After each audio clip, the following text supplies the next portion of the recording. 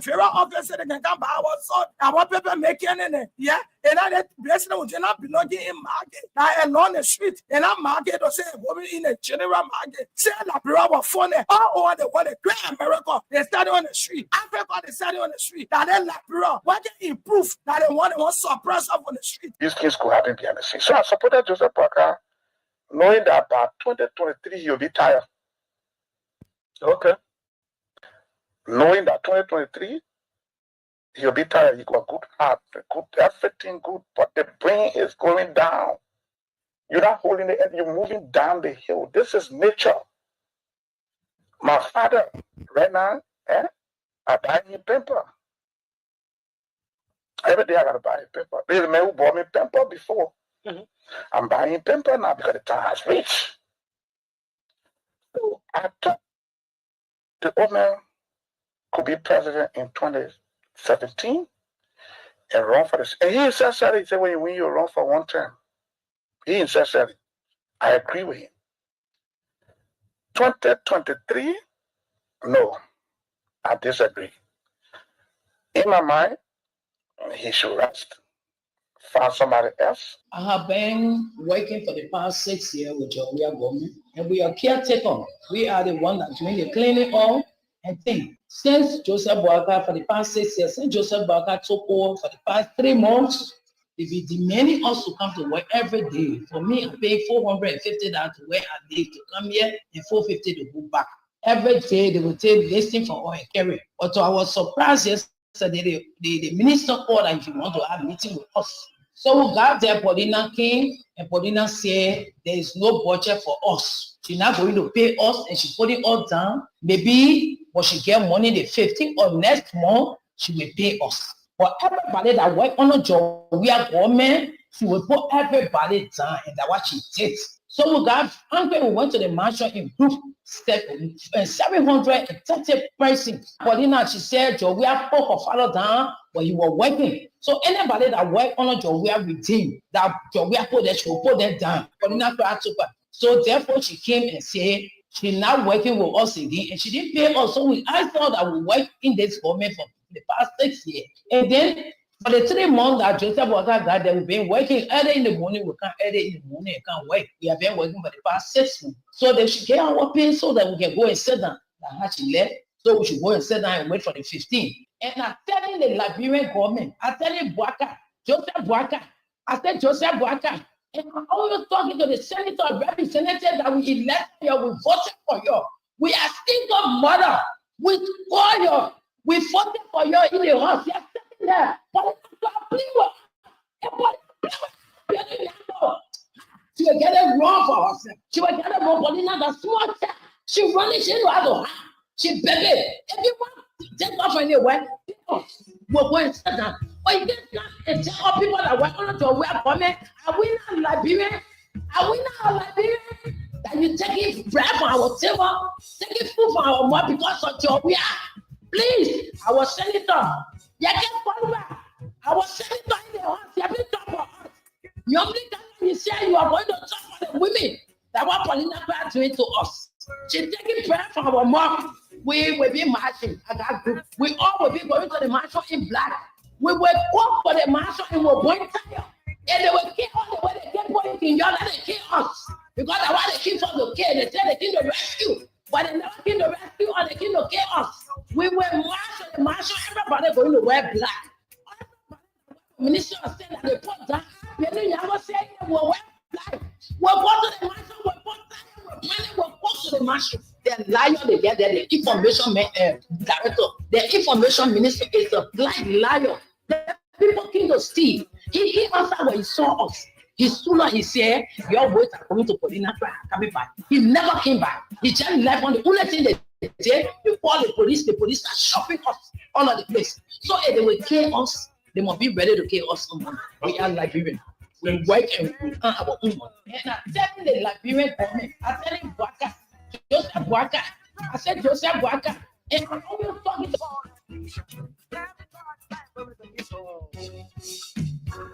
hey. They were created in the image of God. Who are you to celebrate? Oh, yes, indeed.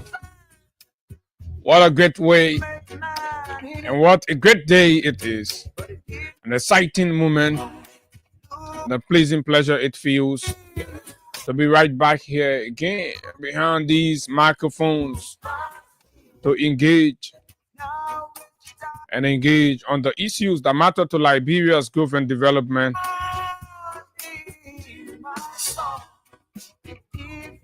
Yesterday was another scene. Scenes after scenes, dramas after drama.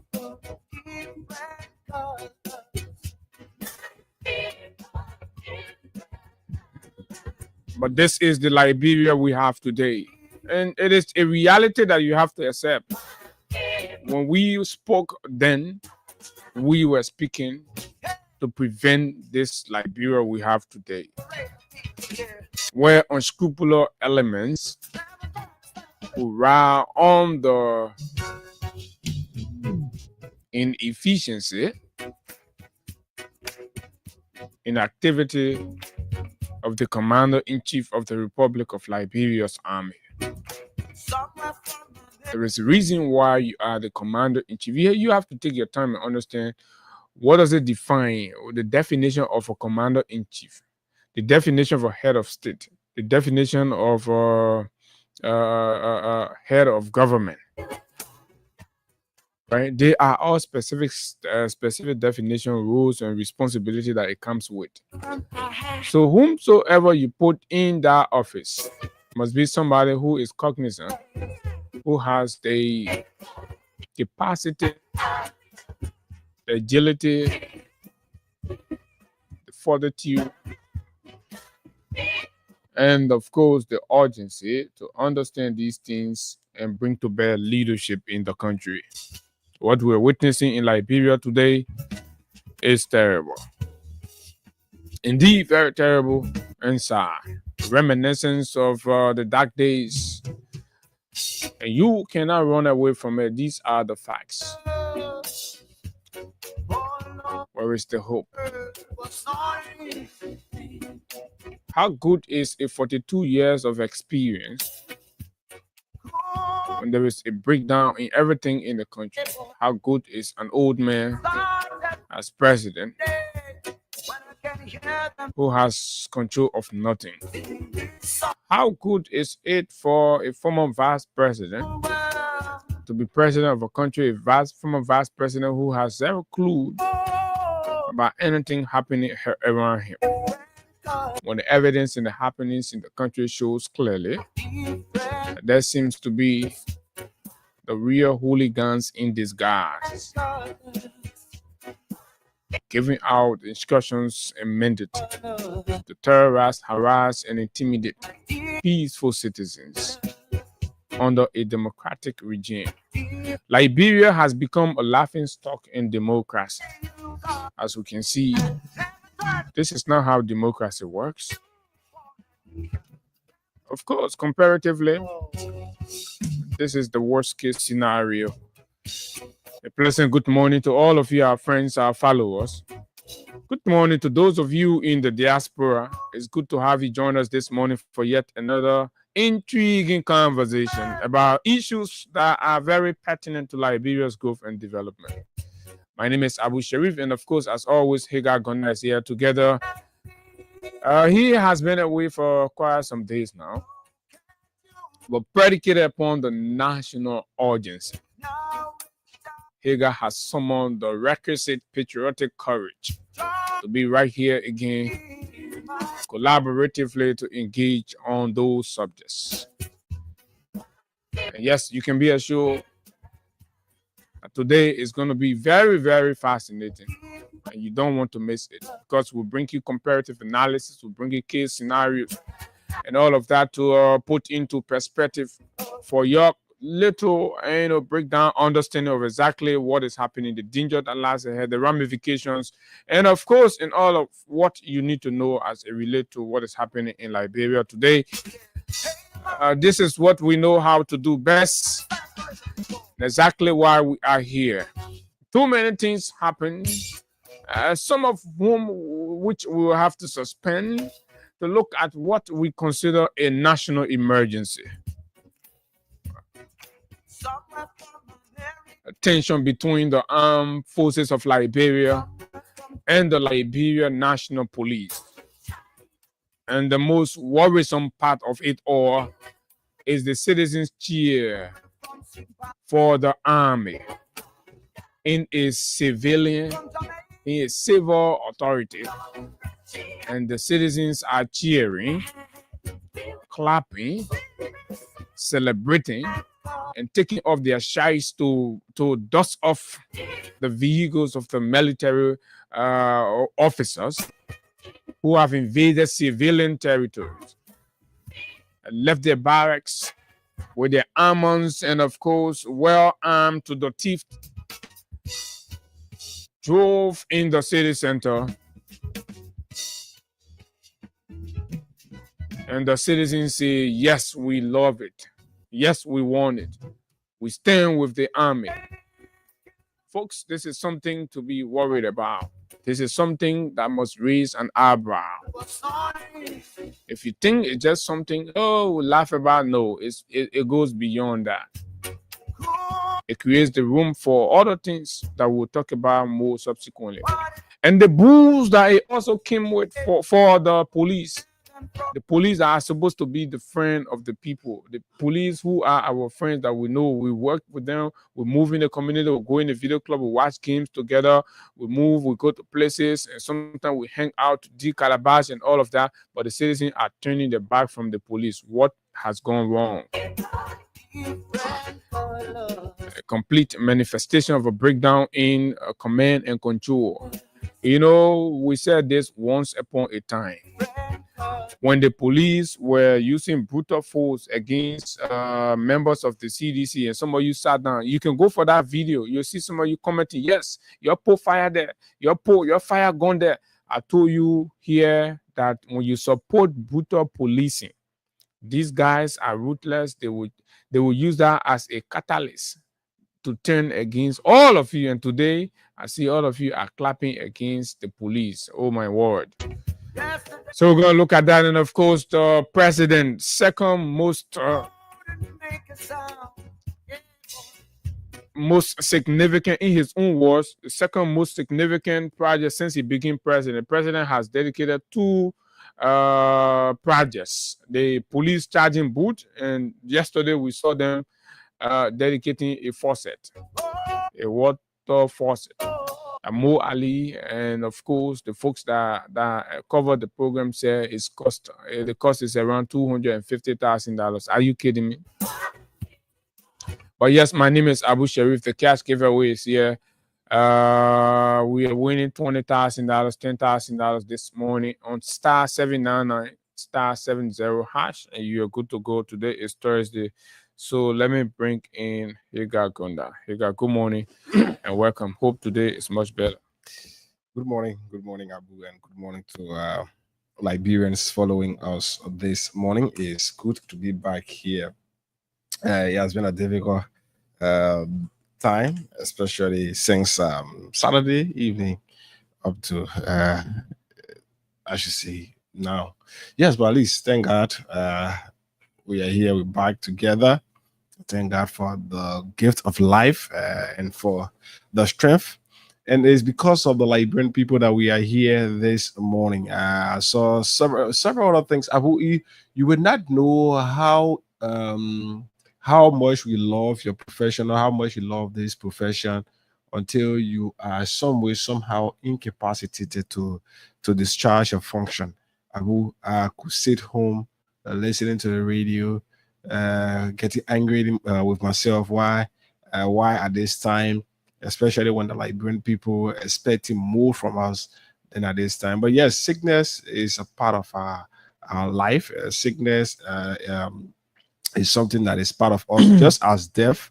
Also, it is incumbent upon us as well to do the necessary exercise and all of that. But whatever the case is, yes, you always have to experience whether the cold, the fever, the typhoid, malaria, or whatever the case is. But it's good when you are given the opportunity by God. And it's always good to make use of the opportunity. And it's because of that that we have to muster the courage, even though not 100%, but I say yes, even though I know the voice will not be as qualitative as Liberians we ever want. But yes, we have to be here to do the Liberian people business. And it's because of that we are here this morning. Good morning. Yes, good morning. And of course, gradually the voice will get clear, and of course we will be good. But it's good to have you come back. And you know, this is a teamwork. And when one member of the team, you see, Arsenal people complaining, they say that injury may they're not winning the trophy. So that way, always good to get a team, because the trophy here will win it together. And that's exactly why we're excited that you are back, because I don't know whether that fun or that what happened, what is going on. But let's go with Crime Stopper, Liberia. I'm trying to get the Crime And Stopper thing. today is Thursday, so again as usual, we are here this morning to give out cash prize to our winners. So we're giving out 20,000, of course, 10,000 this morning, and I'm sure you started on yesterday. So this morning, just for $200 Liberian dollars, all that you have to do is to play the cash giveaway *799*70# or *799*70#. You stand a chance to win 20,000 or 10,000 Liberian dollars here this morning. And yes, that is something you could walk away with. And several persons now can attest that yes, we've won, and even some of us who played long ago are now beginning to benefit something. So we are here between now to 8:50. Let's see, we can have at least 5 persons to play this morning. At least 5 persons, and at most 6 persons we can have to play this morning. They will do our first choice. So it's up to you. *799*70#, and then we move on this morning. Okay, so it is confirmed. Mo Ali used $25,000 US to build a reservoir and put faucet. 4 faucet in Bapulu County. The people are stealing from the country as if, I don't know. But let's take word from our partners and we'll be back. Crime Stopper, this break.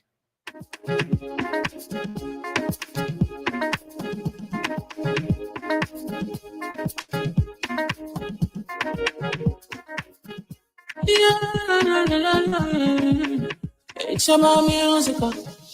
There are crimes in many places. In every community, you can see. So if you see crime, report it. Don't take law in your hands for the right authority. Really can't take care of it. Crime Stopper here for us. Bringing safety to your door. Whether you rich or you poor. If you see you must talk it. And I mean you check. You work for your safety. If you see don't keep it. No part of it. Crime Stopper, the people bringing safety to your door. Crime Stopper, stopping crime and making peace for them before. Crime Stopper, Liberia, on the center to interior. Crime Stopper, keeping us safe, let's stopping crime for all of us. Crime Stopper, the people bringing safety to your door. Crime Stopper, stopping crime and making peace for them before. Crime Stopper, Liberia, on the center to interior. Crime Stopper, keeping us safe, let's stopping crime for all of us. Crime Stopper Liberia is your community crime fighting partner. Don't take the law into your own hands. Remember, if you see a crime, report it. This is a message from your own self, old man same sign. Crime Stopper, the people bringing safety to your door. Crime Stopper, stopping crime and making peace for them before. Crime Stopper, Liberia, on the center to interior. Crime Stopper, keeping us safe, let's stopping crime for all of us. Crime Stopper, the people bringing safety to your door. Crime Stopper, stopping crime and making peace for them before. Crime Stopper, Liberia, on the center to interior. Crime Stopper, keeping us safe, let's stopping crime for all of us.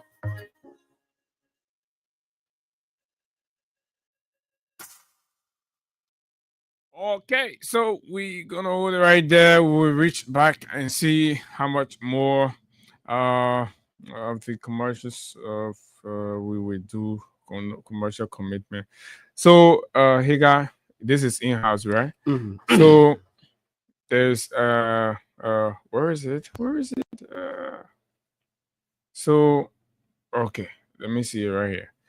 So this morning I was listening to the VOA and there's this news in Malawi where the president on Wednesday delivered his State of the Nation address, but it was inundated with falsehood and misrepresentation.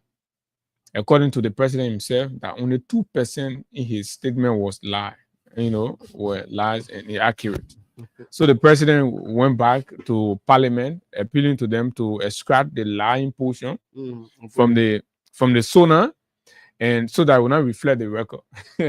So it went, but the opposition in Malawi said, no, we can't. In fact, it was the opposition that flagged. They mentioned that the government has built homes for the military people, and, they build home, and all of the projects he mentioned, some of them, the jet program, just the same thing Bwaka there. And our brother Eddie Jawolo, he be grading Bwaka project. He say completed the one he go, he went and he saw the men and now go, like for construction. They will go pull the shovel down, the post in there. Eddie Jawolo will mark it as in progress. So the poll reacted. It says Parliament. It says Malawi President Lazarus Chikwera has requested Parliament to remove part of his State of the Nation address he made recently to the legislature, which opposition lawmakers say contains false information. President Chikera made the announcement before the body Wednesday while he was clarifying the content of his widely criticized speech. Malawi goes to election this year. Okay. And the president has gone to lie. Which is going to play a pivotal part in his election. Of course, because I think because that was highlighted because the opposition mean it, they stood their ground. And but let's just get a buzz of it so that people hear what is happening in other African countries. Honorable members, I wish to welcome His Excellency Dr. Aldas Makate. President Chakwera appeared before Parliament largely to respond to questions from lawmakers on the State of the Nation address he made on February 14. However, he said his appearance during the presidential question time was unique. Its uniqueness is in the fact that I stand here today not merely as one accountable, but also as one accused. And both legal and natural justice demand that I face and answer my accusers. Opposition lawmakers have long accused President Chakwera of spreading false information in Parliament while delivering the speech. In his remarks, President Chakwera highlighted the various development projects across the country. He said his administration has achieved over his 4 years in office. However, opposition lawmakers said many of the projects mentioned had stalled, while others did not even exist. For example, in his speech, Chakwera said his administration constructed 28 houses for security agency employees in Sanje district bordering Mozambique to improve security there. However, information on the ground reveals that only the foundations of all of the homes have been laid. Speaking in Parliament Wednesday, Chakwera admitted inaccuracies on some development projects. He, however, criticized the opposition lawmakers for describing his entire speech as a pack of lies aimed at wooing Malawians to vote him into power again in September elections. Chakwera said only 2% of the information he provided from each of the country's 28 districts have been questioned. That was the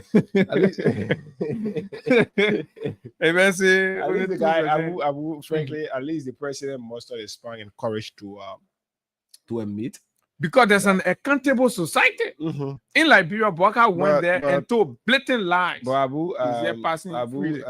even in our country, there are some accountable citizens. I should say this way.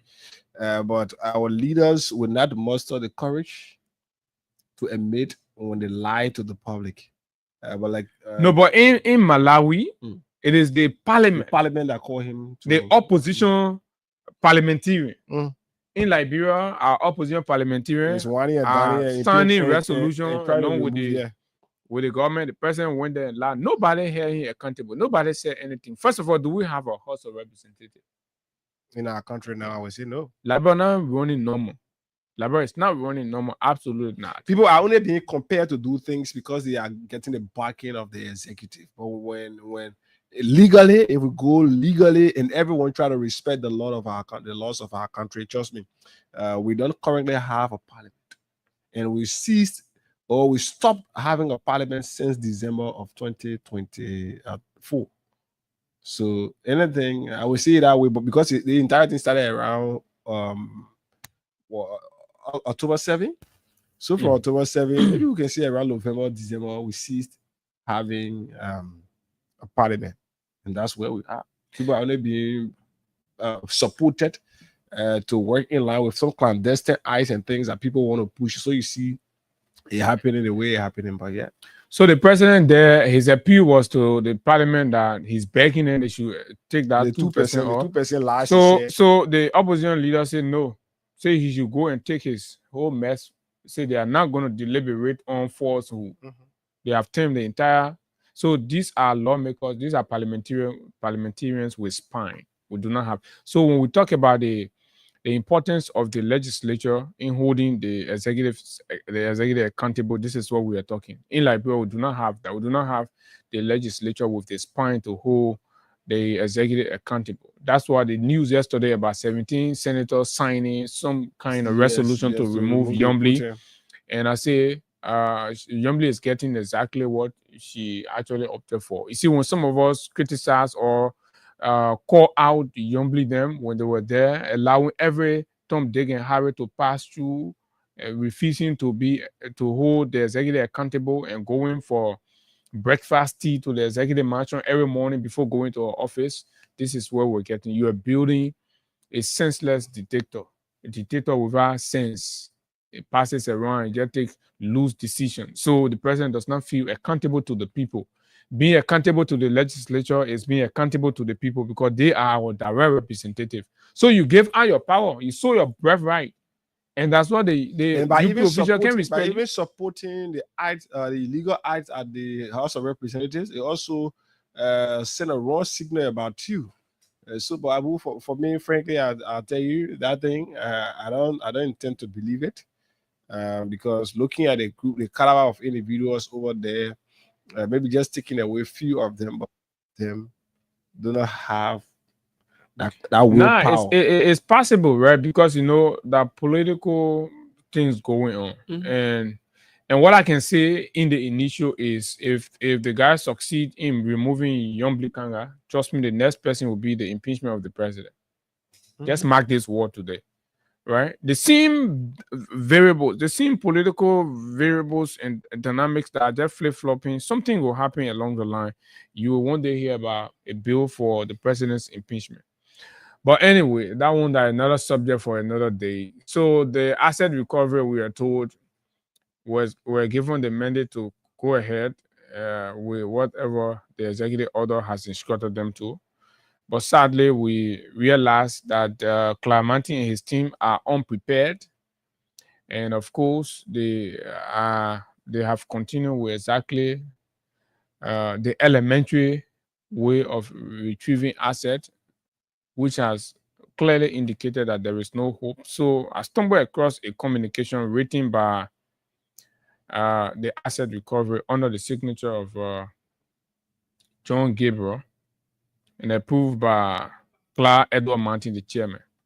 So yes, at 9:15, we hope to talk to the Youth League members, some members of the CDC Youth League, to expand on the recent press statement or press conference they held.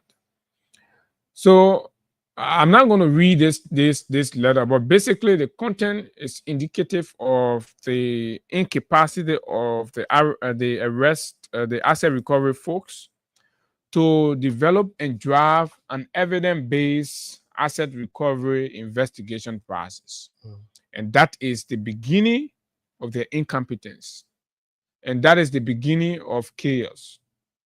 Because these kinds of national endeavors must be evidence driven. Imagine the asset recovery folks are writing a town trip. They pick up drawer them like to be down doing town trip. Where you get goods, you go hire them. They're writing that man official communication and asking him to go provide evidence to them, to go provide document to them, telling them why somebody went and hired them to distribute rice that they believe the Saudi government gave the government of Liberia, right? With all their system, with all of the network, GSA is there, and I'm told that rice was in the custody of the National Disaster Management Agency. Say they cannot have record there. So they saw this man. Somebody went and said, "Oh, this driver here was distributing rice." So they wrote him big letter, yellow letter here. They say the driver must go. They pick up right on Johnson Street. They pick up guys that can be here. Asset recovery. Martin, Edward Martin, a counselor at law, is writing. They pick up driver town trip minute. Say, let me just read a portion so Labrampo will know exactly what I'm saying. Say, dear Mr. Kamara, the Asset Recovery and Property Retrieval Task Force extends its compliment and wishes to inform you of an ongoing investigation into allegation of the crime of theft of property, misapplication of entrusted property, criminal conspiracy, and criminal facilitation for the... So who was the property entrusted in? The township driver? The old picker driver? What kind of seriousness we are seeing in the country? Criminal facilitation for the US 500,000 full aid donated by the Kingdom of Saudi Arabia for the benefit of disaster victims of Liberia. So you now go to disaster management agent. First of all, the deception is they did not mention the year. They did not mention the year that it was this donation was made. But we know very well last year when disaster struck, the Saudi authority gave rice, and this rice, the bag is kind of different from our regular rice bag, right? So during the Ramadan of last year, this driver distributed rice, right? So they're assuming and trying to use this driver now to go and make incriminating statement against whomever that might have hired them that period to distribute that rice, our regular rice, right? So details of the allegations reveal that some former officials who had oversight last year, former official had oversight over Saudi rice, claiming you are childish. You're acting irresponsible. Well, you know, I'm going to keep this 1 year for the right moment. I just want to let you know that Mr. Barker is on serious. The people he giving authority to, they're not serious. That how you can retrieve asset. That how to retrieve, we're talking about 500,000. Say government, you go so that that truck driver, they can pull, that Saudi government can pull the rest in truck driver hand. The mail can on Johnson Street to go hustle for him and family. Then somebody go hire him and say no. All right, then you go hold that man. Then they telling the man, say the man will go with a lawyer.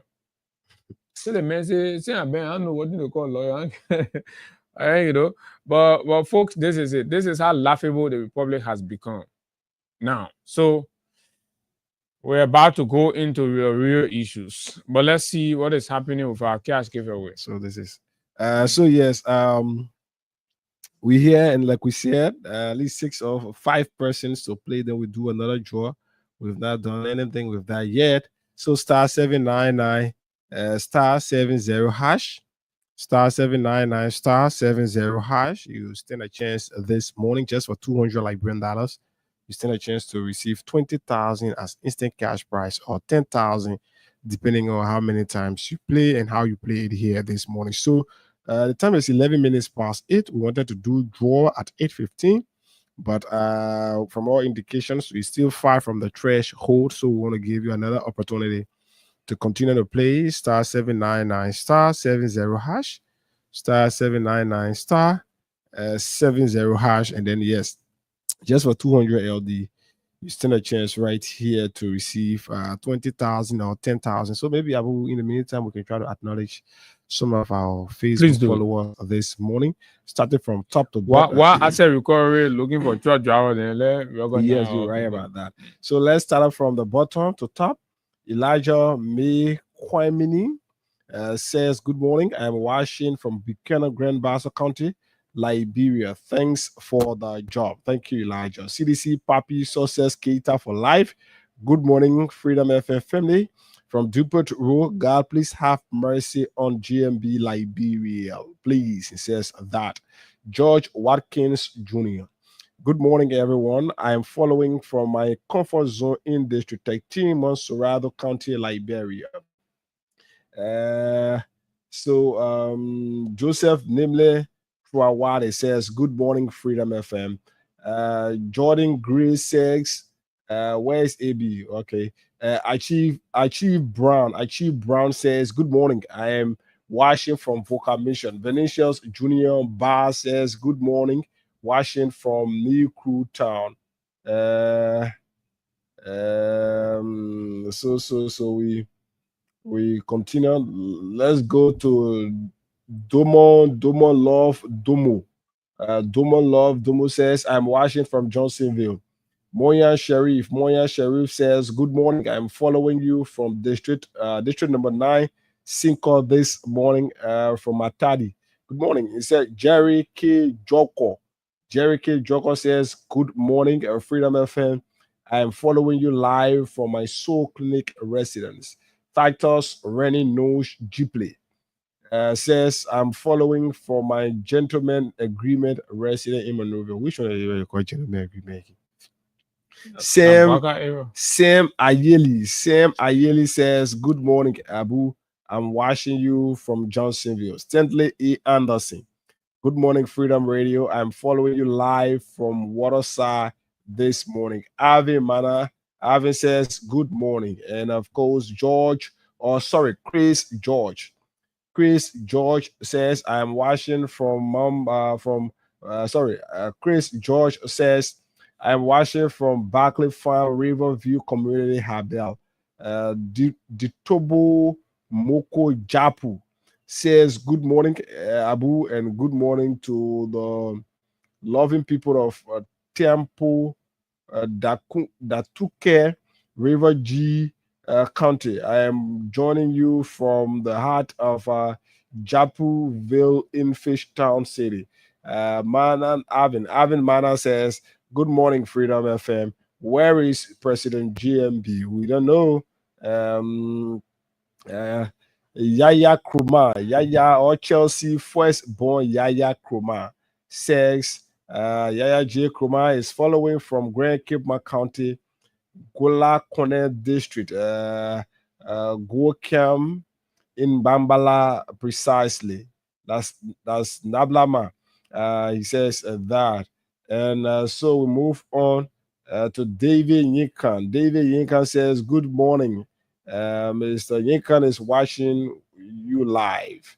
Venetius Junior Bar says, watching from New Crew Town. Okay. I think that's where we can stop. Maybe we come down to the recent comments. Abu Bakar Sharif. Abu Bakar Sharif says, I am following from Var Town. And Kelvin Boakai says, good morning, Freedom FM. Patient David says, good morning. Eddie Mayata son Balima says, good morning, guys. Thanks for the great work. Let God protect you and your family. Amen. Jojo says, following you live from the Netherlands. Great job, guys. Thank you. Justin Dole. Good morning, guys. I'm watching from a New Jersey resident this morning. Joseph Nimlen Trawade. Good morning, Freedom FM. Okay, I think we got done with that. Okay.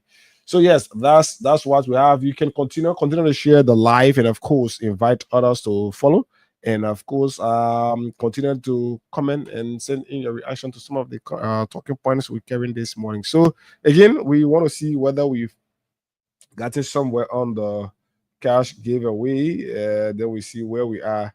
We move on. So yes, because yeah, come and share. Yeah. Come and share the baby. Yeah, so we still want to see we can have at least 4 more persons to play. The list is low. We can have at least 4 more persons to play this morning. Then we'll do first draw right at 60 minutes past 8 o'clock. Let's see between now to 8:30. It is up to you. 8:30. If you can make it, we can do the draw. If not, then trust me, we will continue to be as it is. You hear this morning. But for some of you who have played, just continue to do so. And once we have at least the next 4 persons, depending on how many times you play, you stand a chance to win. That's correct. You hear this morning. So this one's coming in, but just before that, Higa, I wanted us to just put on display, because that's exactly what we are going to. The project for which President left Monrovia, took the risks to go Popolu City on dedicate, and of course we have been told that the LWFSC managing director, Mr. Mo Ali, have said that the cost of the project is around a whooping 250,000. We are not we are non-water engineer, but we have a lot of engineers around here who can provide quality report. And sometimes this is how the citizens can hold the people accountable, because you can't rely on the legislature anymore.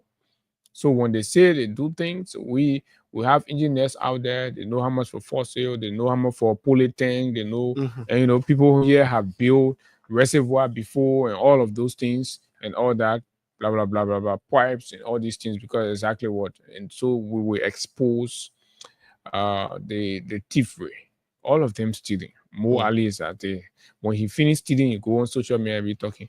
Mo Ali say it took him 3 months to pump water to Monrovia, but it has been over 1 year now to pull the water in our homes. We didn't get the water in our homes. But anyway. And Abu, it was interesting to know when that man posts, you see some of the comments. Sometimes when I see posts, I don't focus on the posts. I love that the comments.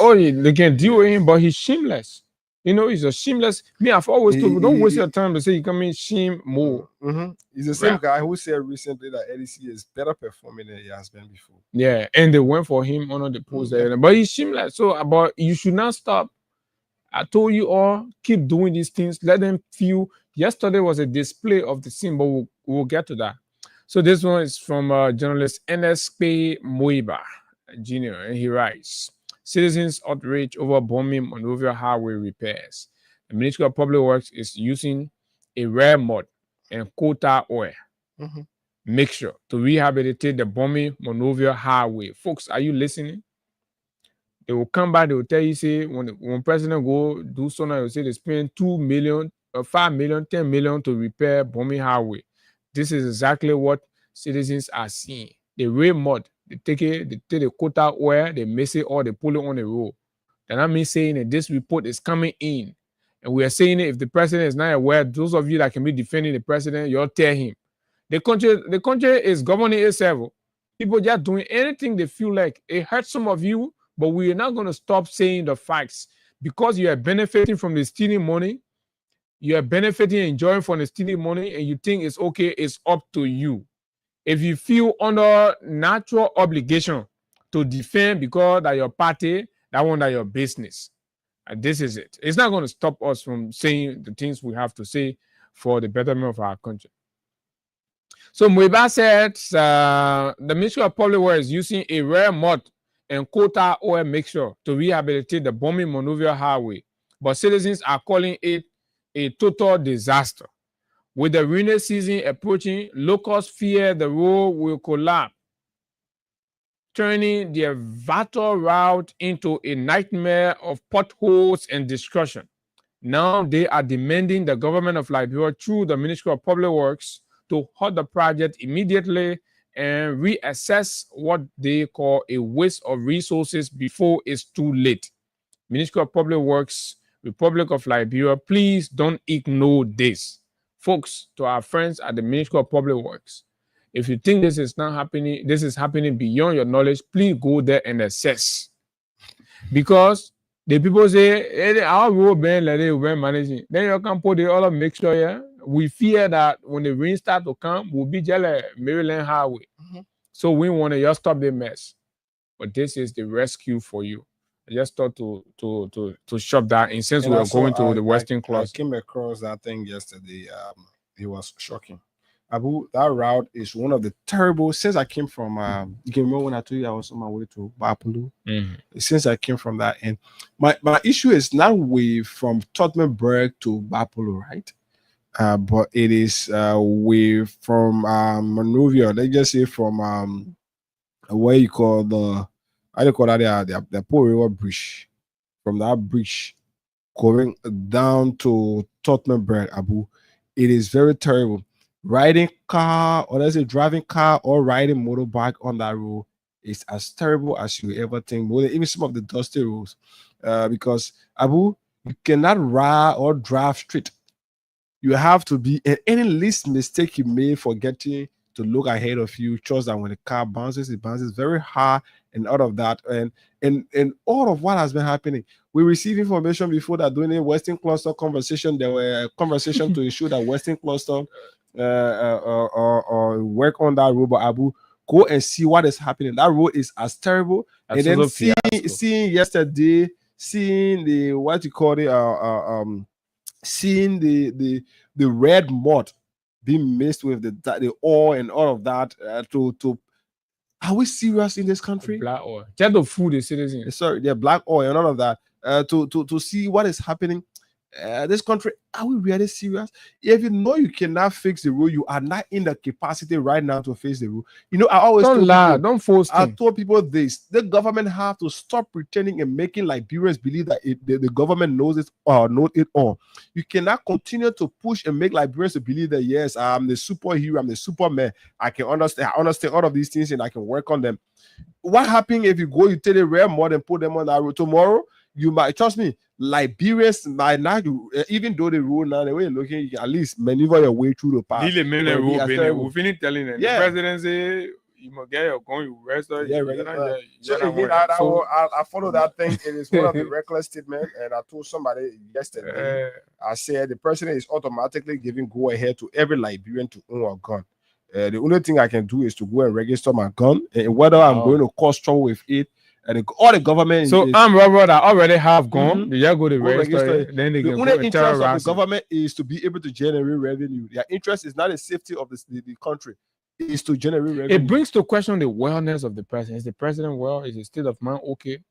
People say in Liberia with everything going like this. Those of you that are saying that you're the United Party men in their own, they say you're getting there. Sit down in your head, ask yourself, you think the president really mean well? You think he looking well?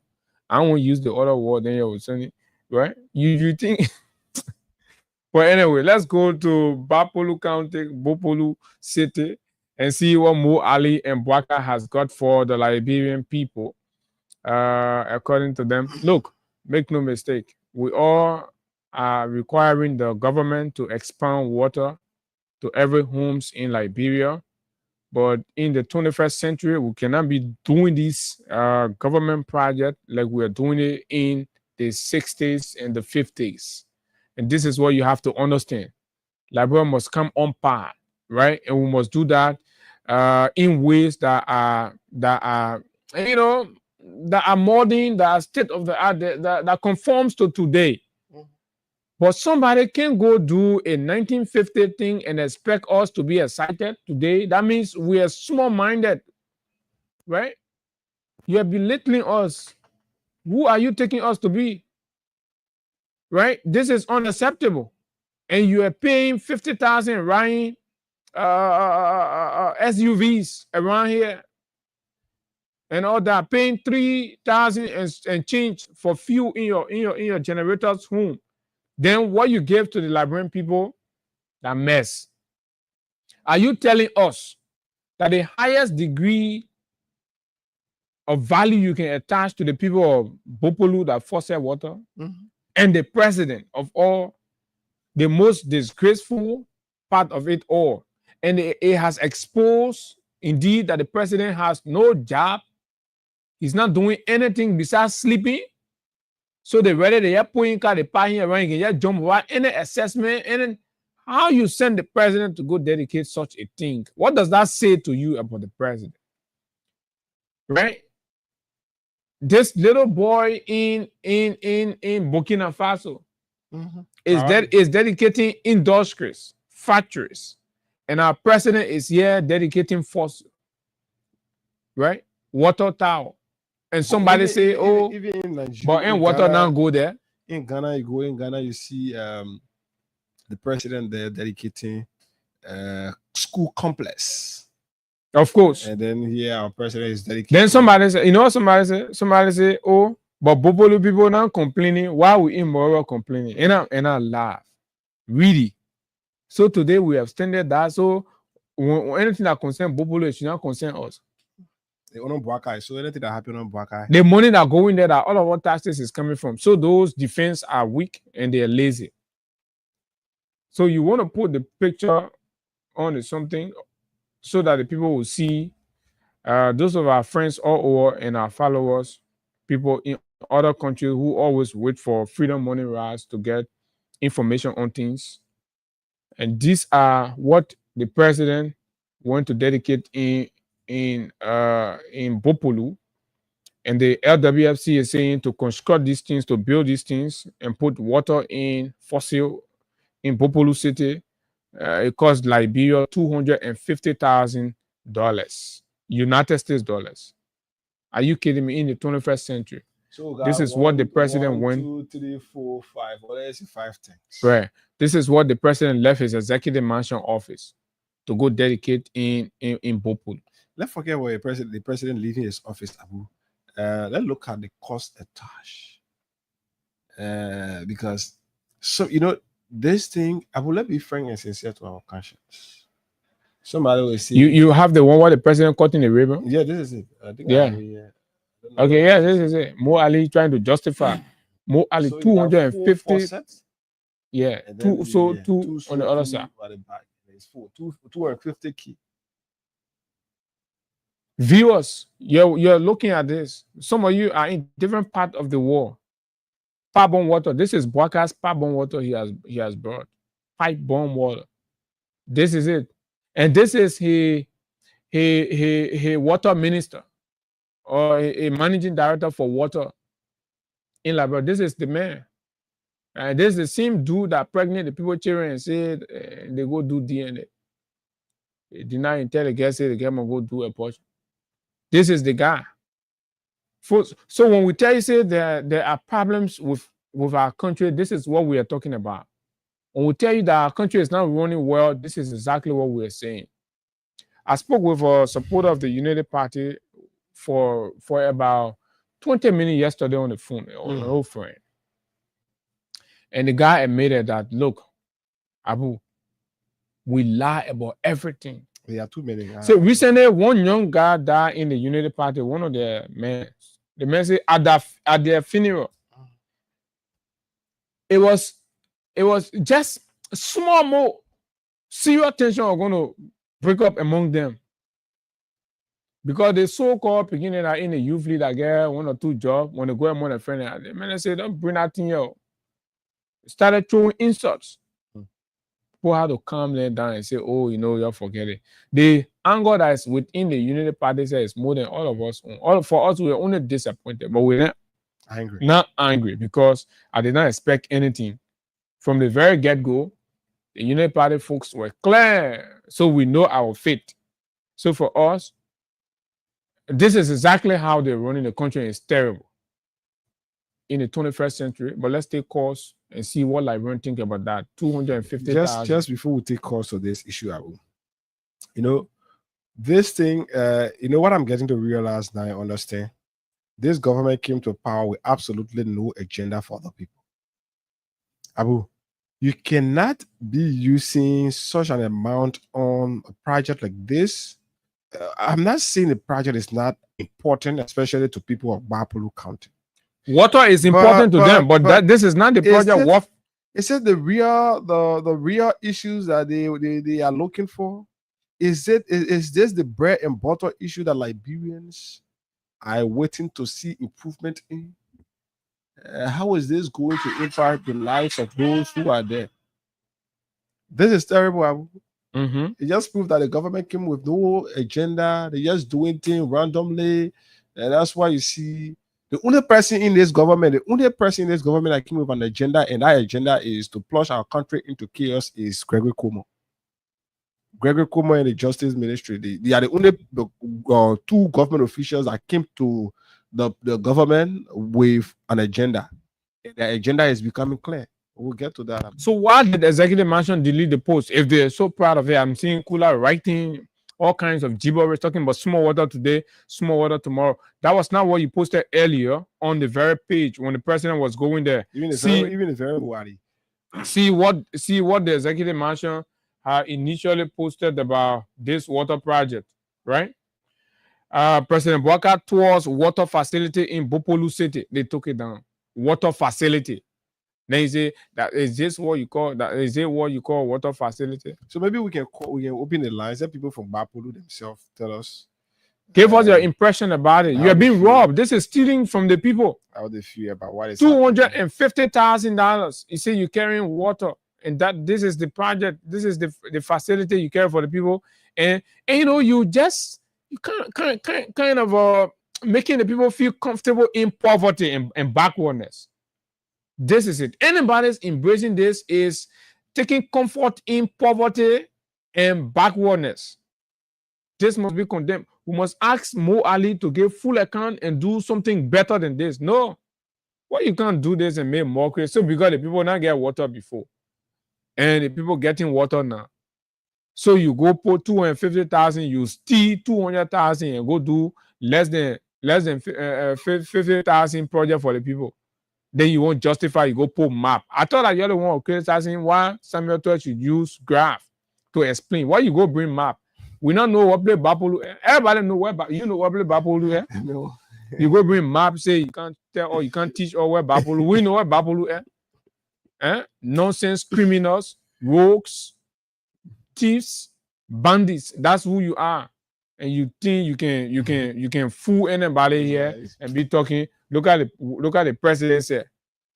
President said, "No, it's on it." Then he goes stand there, children playing fool all of you. You say you're the elder, you get sense by everybody, that you get experience, you get this. You go sit under the train making mockery, or you can't even take action. And then you say, "Oh, most significant project, most significant project, yeah, in some countries that you can call significant project. You are a disgrace to yourself, a big disgrace to yourself." You were when generally put microphone to your mouth, we say, "Oh, we will still face the country. We will still face the country." That how you face the country? We will still develop. This is the definition of development in your mind. You, Mr. Bouaka, is this the definition of development? 21st century development, 2025. Is this the development in your mind? You say you are willing to dance with the devil. This is the development. This is backwardness. I'd rather you just create hemp pump and let the people use that if you're unprepared to do something qualitative and transformative and bring the people back to civilization.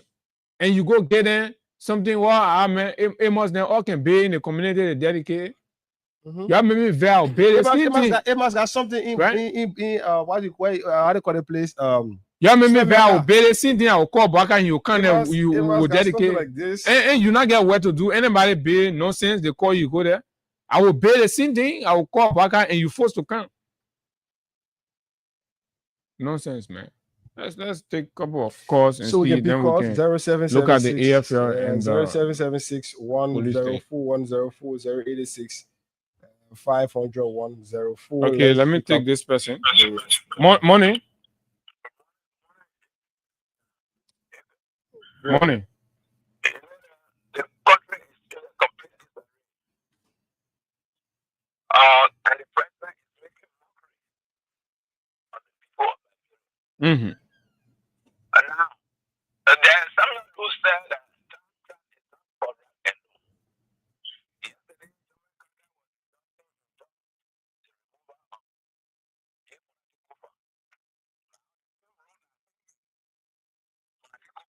going to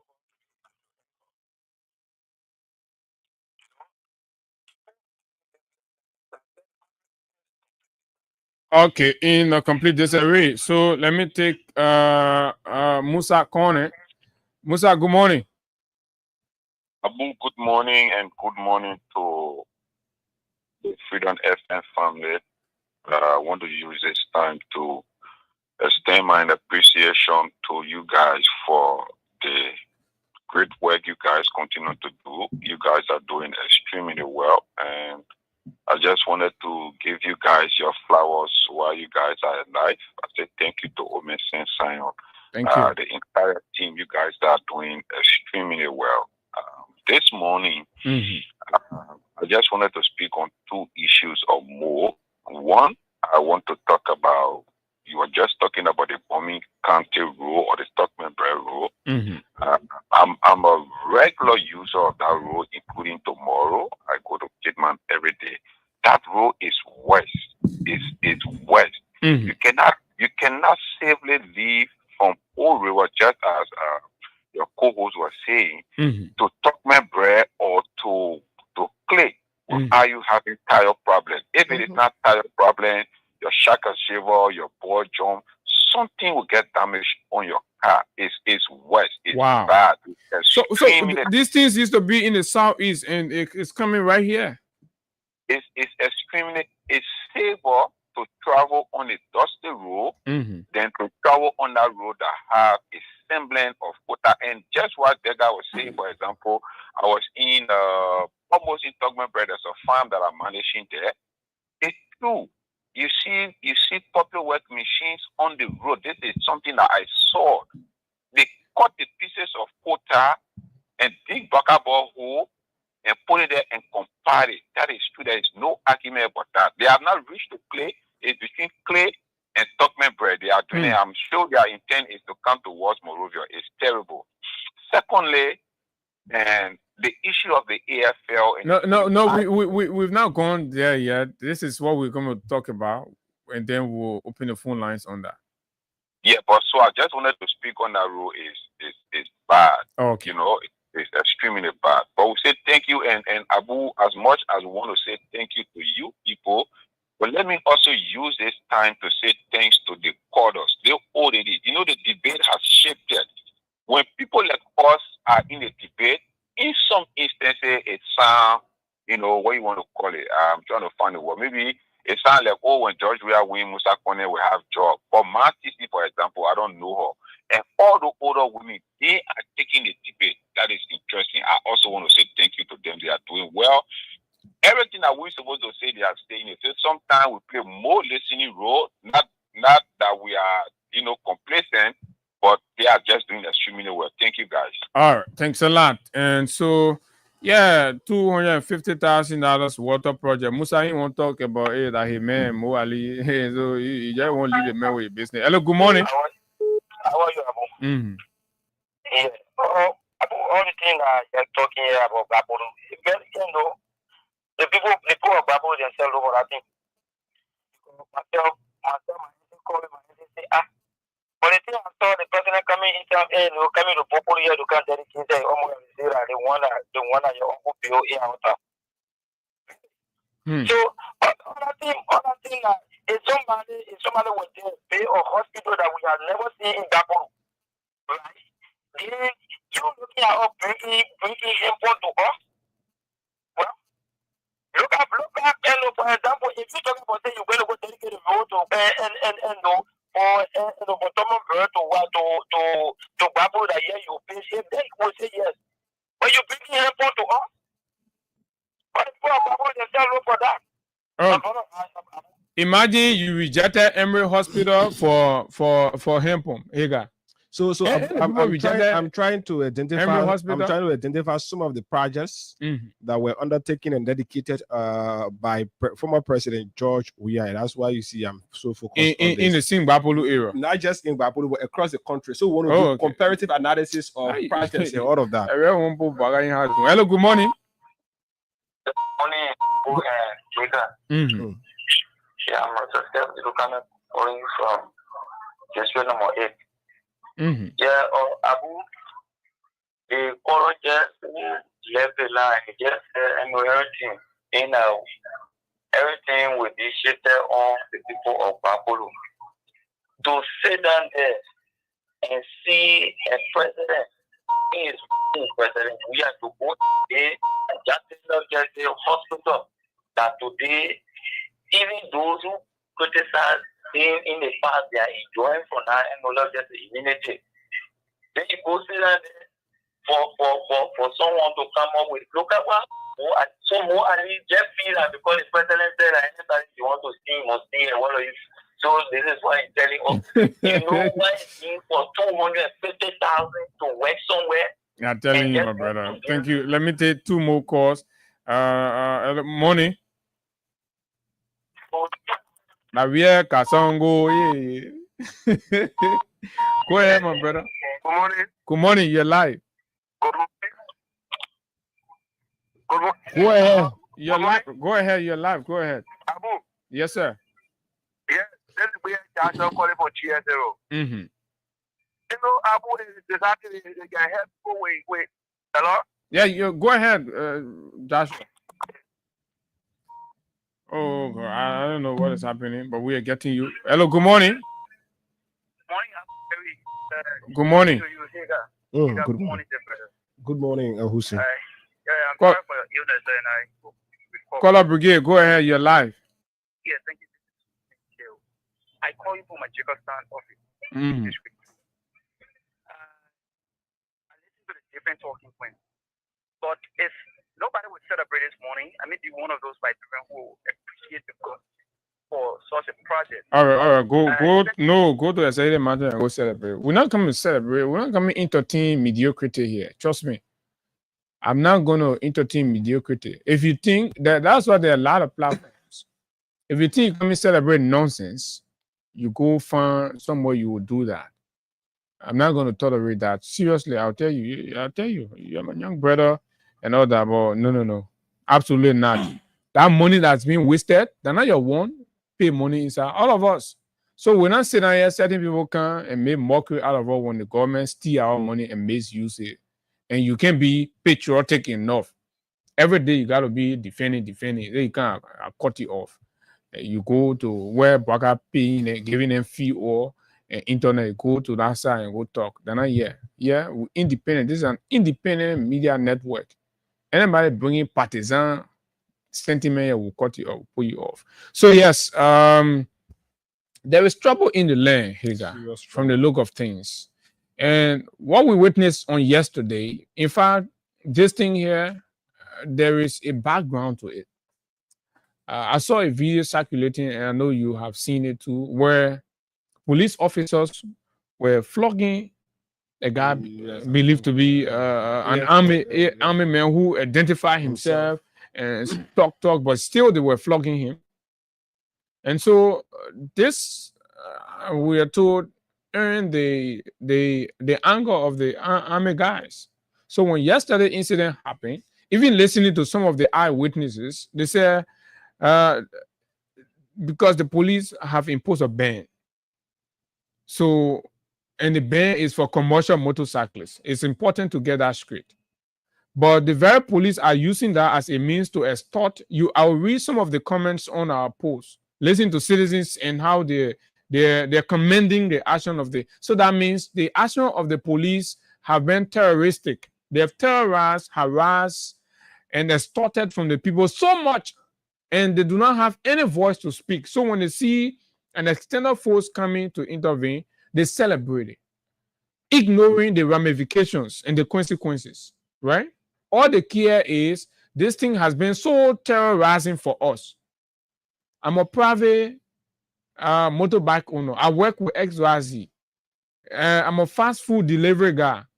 But I come with my motorbike. I'm supposed to go deliver. The policeman will stop me. I will show all my ID card. I will show all my documents. They will still tell me to get $200 or $300. I'm a manager here. I'm working. I use motorbike to commute in time. I show my ID card, my working ID card, my bike registration. Still, they will stop me and demand me to pay money. So when I'm passing and I see them and the AFL in confrontation, the AFL is whipping them, for me, I feel relief, a sense of relief. So sometimes you have to understand the citizen jubilation. But again, it's indicative of the loss of trust in the police. And if that happens, it's troubling, it's worrying. The police have lost trust. The way you used to see the police under Patrick Sudu and the people friendly, laughing, you thought of the whole police, everything okay, complete civilian policing. But now we're seeing a malicious style policing. In fact, the police have been mobilized against peaceful people. The police see strength in beating ordinary people with baton. The citizens have grown tired. They've grown very, very unsatisfied and displeased with these things. And that's what the citizens are saying they need change. So the people are celebrating actions against the police, right? And they are celebrating whom? They're celebrating the army. 4 years ago, in Mali, when the junta seized power from Ibrahim Boubacar Keïta, we saw Malians jubilating the streets of Bamako, celebrating the police. The army. So when I witnessed what happened yesterday, right? When I witnessed what happened yesterday, I was reminded that, oh no, these are dangerous signs. And when it happened in Mali, when civil society, the youths and young people were asked in Mali, what did they say? Say there is no understanding, there is breakdown in the rule of law, no justice for the poor, no education, the education system has broken down, no electricity, no this. These were their complaints, and these were their justification for standing with the army and embracing an army a military takeover in Mali from Boubacar Keïta.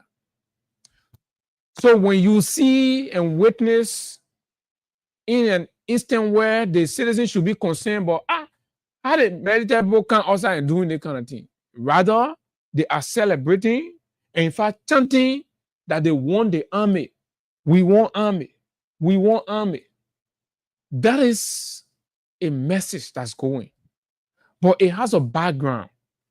When Gregory Coleman ruthlessly mobilized the police to go against citizens, and there are deaths everywhere, there are shootings everywhere, people are complaining there is no justice, there is no prosecution, and they are covered up. Police people will commit crimes and they get covered up against the citizens.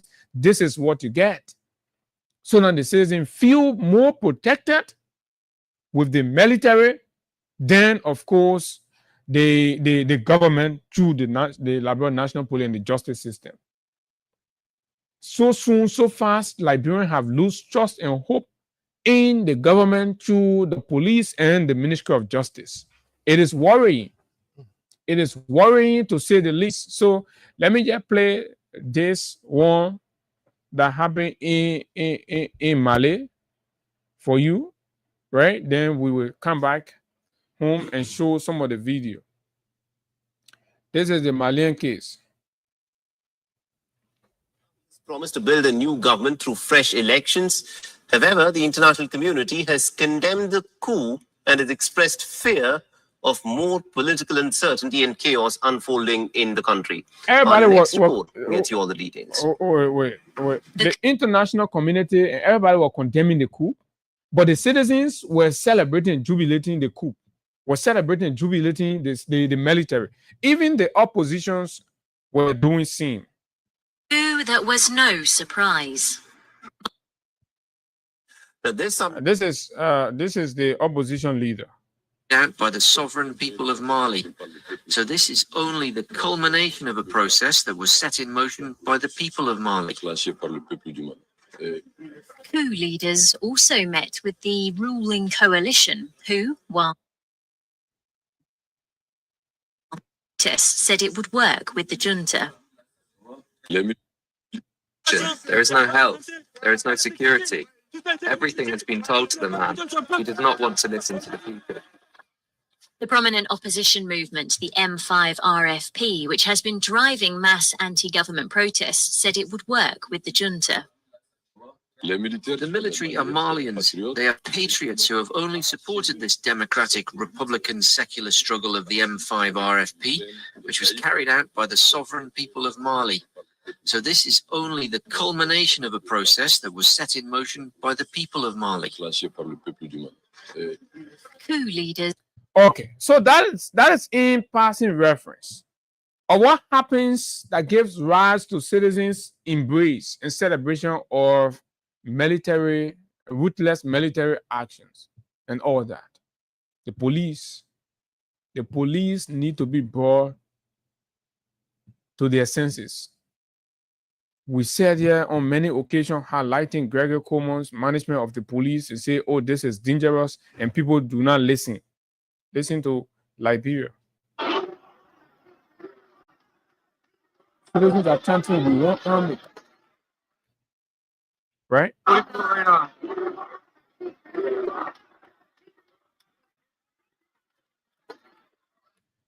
Are you not worried about how some elements within the army will be interpreting this? This is a harsh manifestation of how dissatisfied the citizens are, and they will defend and stand with the army in any action. People could sit down in the barracks and begin to interpret this as something like that.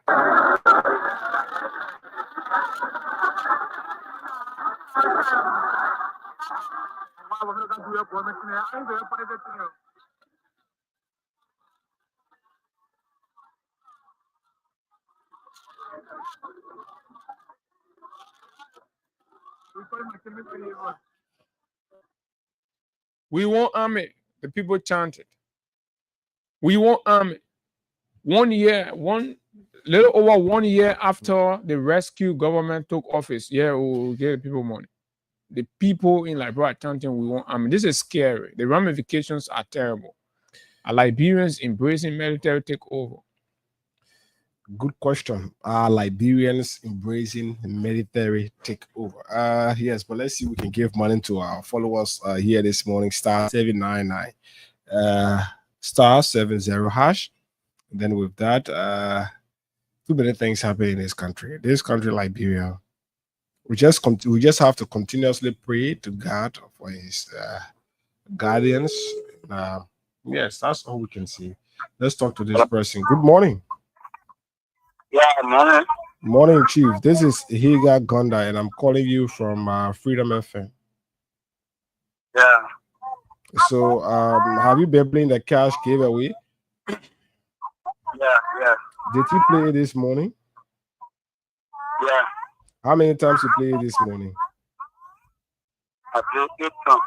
You played 8 times? Yeah. So you used 1,600. That's what you're telling me. I played 4 times. Yeah, You played 4 times. So 1,800. Okay. That's you play 800, right? So he said, what's your name? What's your name? Thomas Cole. Thomas? Thomas, yeah. Quay? Oh, yeah, You say?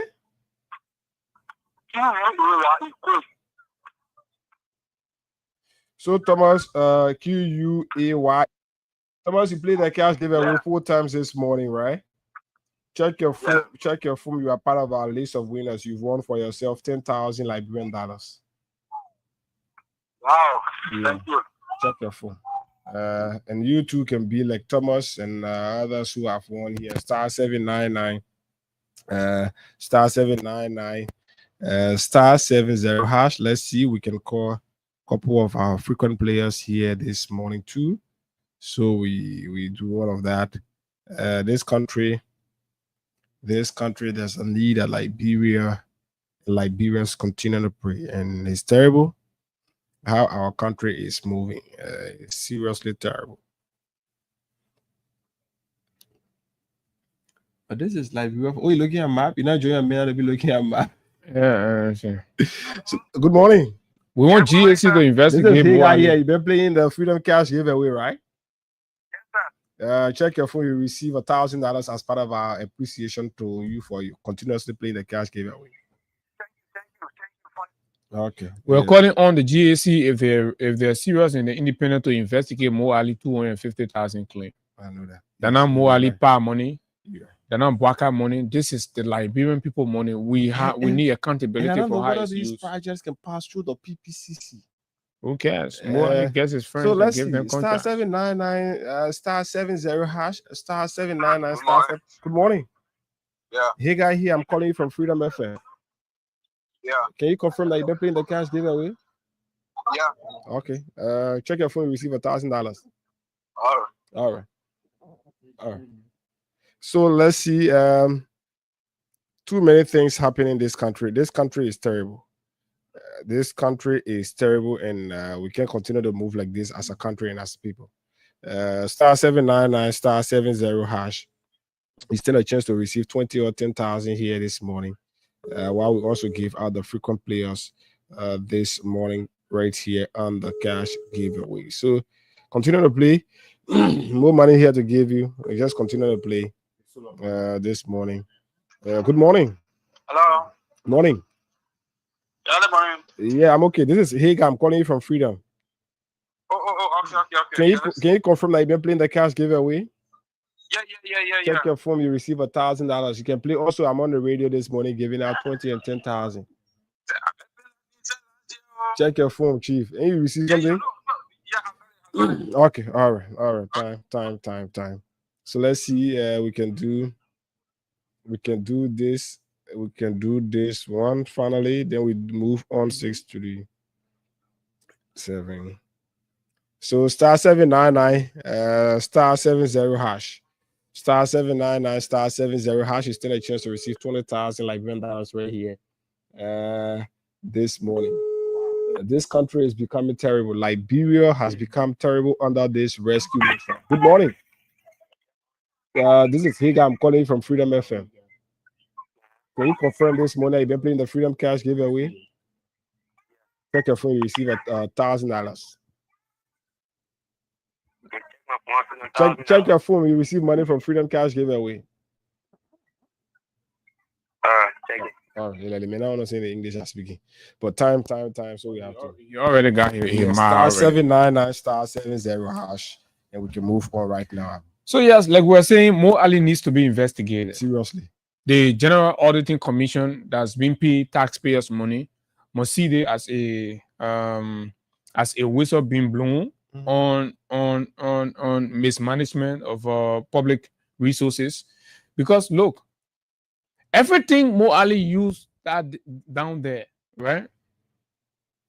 We're being told by experts, no matter how Mo Ali go up, you can't down. You can't tell he spent 20,000, more than 20,000 on that thing. So maybe what Mo Ali did there, he should be able to do about if the 250,000 should be able to do about 5 or 6 of that thing across Bopolu or Gbapolu County. Then you can go do $10,000 project. You can do 250,000. Move on to Bopolu. Move on to maybe 10 of that. All of those major areas in the county, and then you just do one. And then he's on Facebook trying to defend. Yeah, Labra is the only country where people steal from them, and then you still have them go to defend the criminals. In your right frame of mind, boho machine costs now more than 3,500. No, I tried ordering that once, and we had a conversation. So the guy said for 750 feet. He charged me 1,800. Okay. Yes, that is to do everything. Yeah. But if you don't want them to do everything and just want the water, and yes, it's around $900,000. So imagine. So we all here have interacted and did some construction before. Pipes, the cost of pipes are known to everybody. And Mo Ali tells us that he has collected 250,000 from the country money to go do that. Then he passes around his own Facebook. I mean, this country, man, right? This is like, and these are the reason why citizens are angry and they're celebrating the military. And I like to say, it is terrible.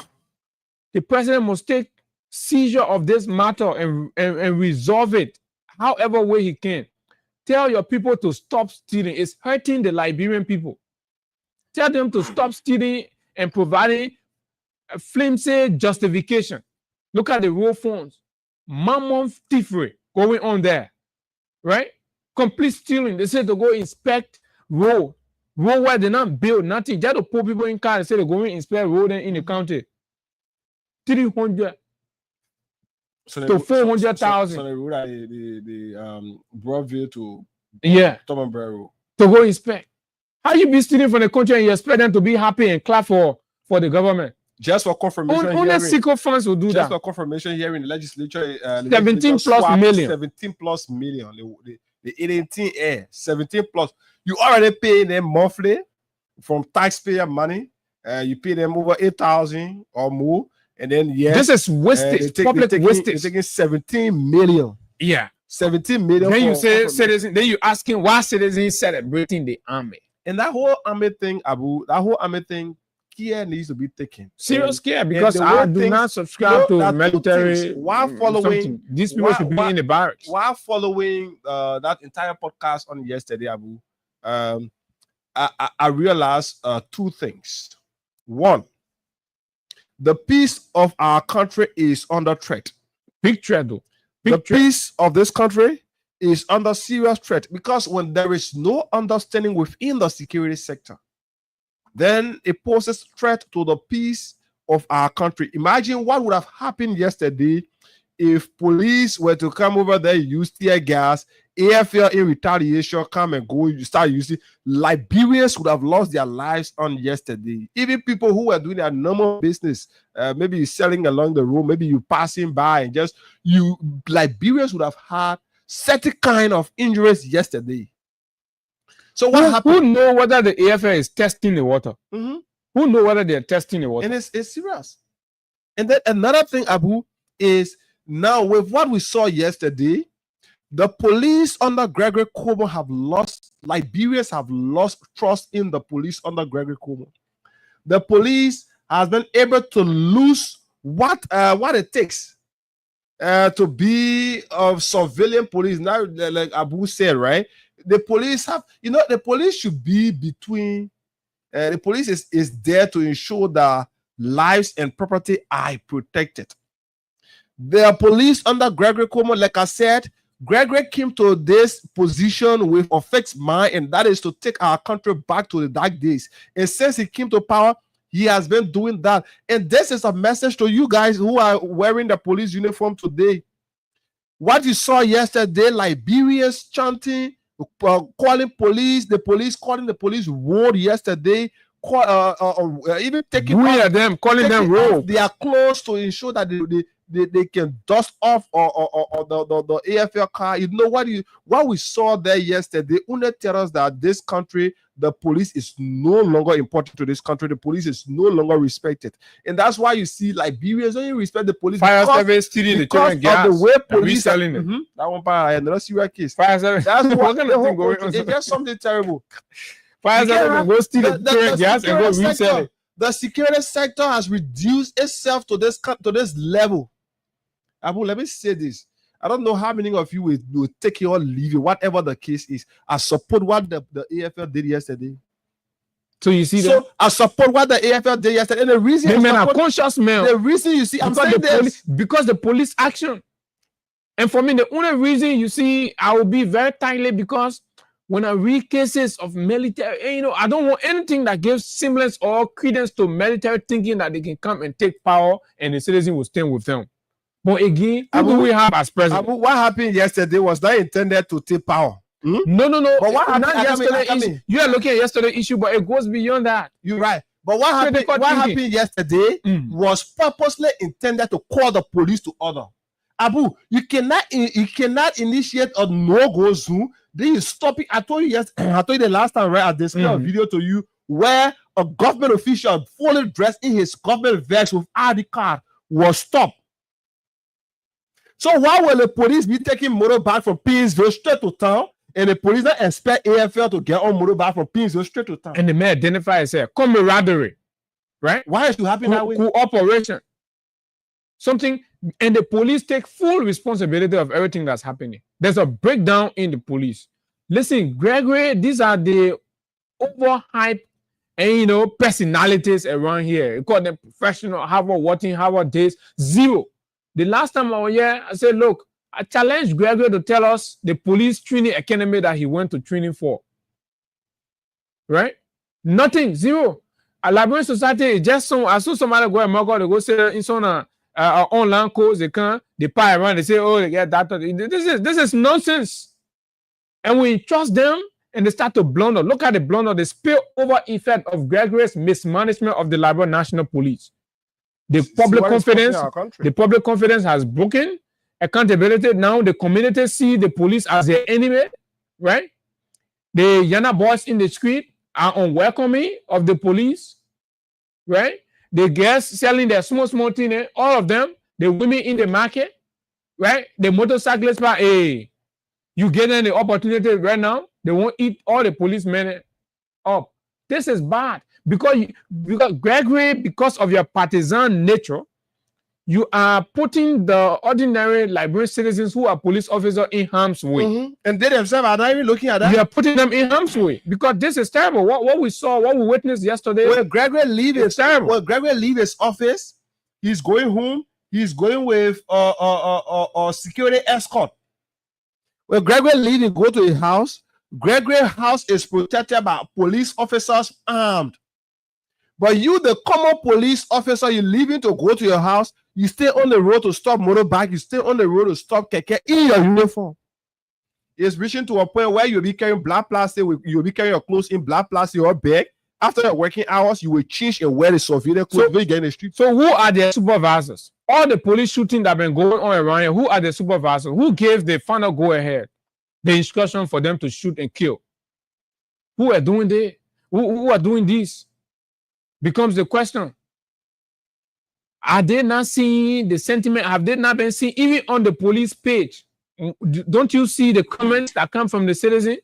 You thought you are doing it, oh, the police go at that partisan posture, you're attacking seditions, he say this, that. He has gotten used to you now, you go after everybody, the supers, the students. So somebody is displaying a video where one police officer ran away and go high. Oh, that's more running, men are running, entering all in the swamp behind there, all in the market. Gregory come on, going to misbehave yesterday. What I wanted those guys to beat him well so he know what the Liberian citizens are feeling. They may feel like he see himself as a seaman gone. So the interest of the people is no longer important. And Bwaka, this is a clear warning to you. See how they go. See how they go floor the policemen. See the kind of beating. You think the policemen desire beating? You, Gregor, come on. See how they beat the people horsemen. Somebody horseman. I don't got a bag away yesterday. If I want, video. The thing is serious, man. Come on, Mr. Bwaka. Bwaka takes full responsibility of this. Bwaka is not. I mean, yesterday I said it, Mr. President. You'll be doing something very honorable, right? By serving the interests of your country. And just resigning, if this is too heavy a load for you to carry. Imagine you signing executive order, say people will carry a gun. So by the time people finish registering that gun, that kind of thing happen. Everybody else are firing. Imagine motorbike riders are carrying gun, police make it happen. Where you think we're heading?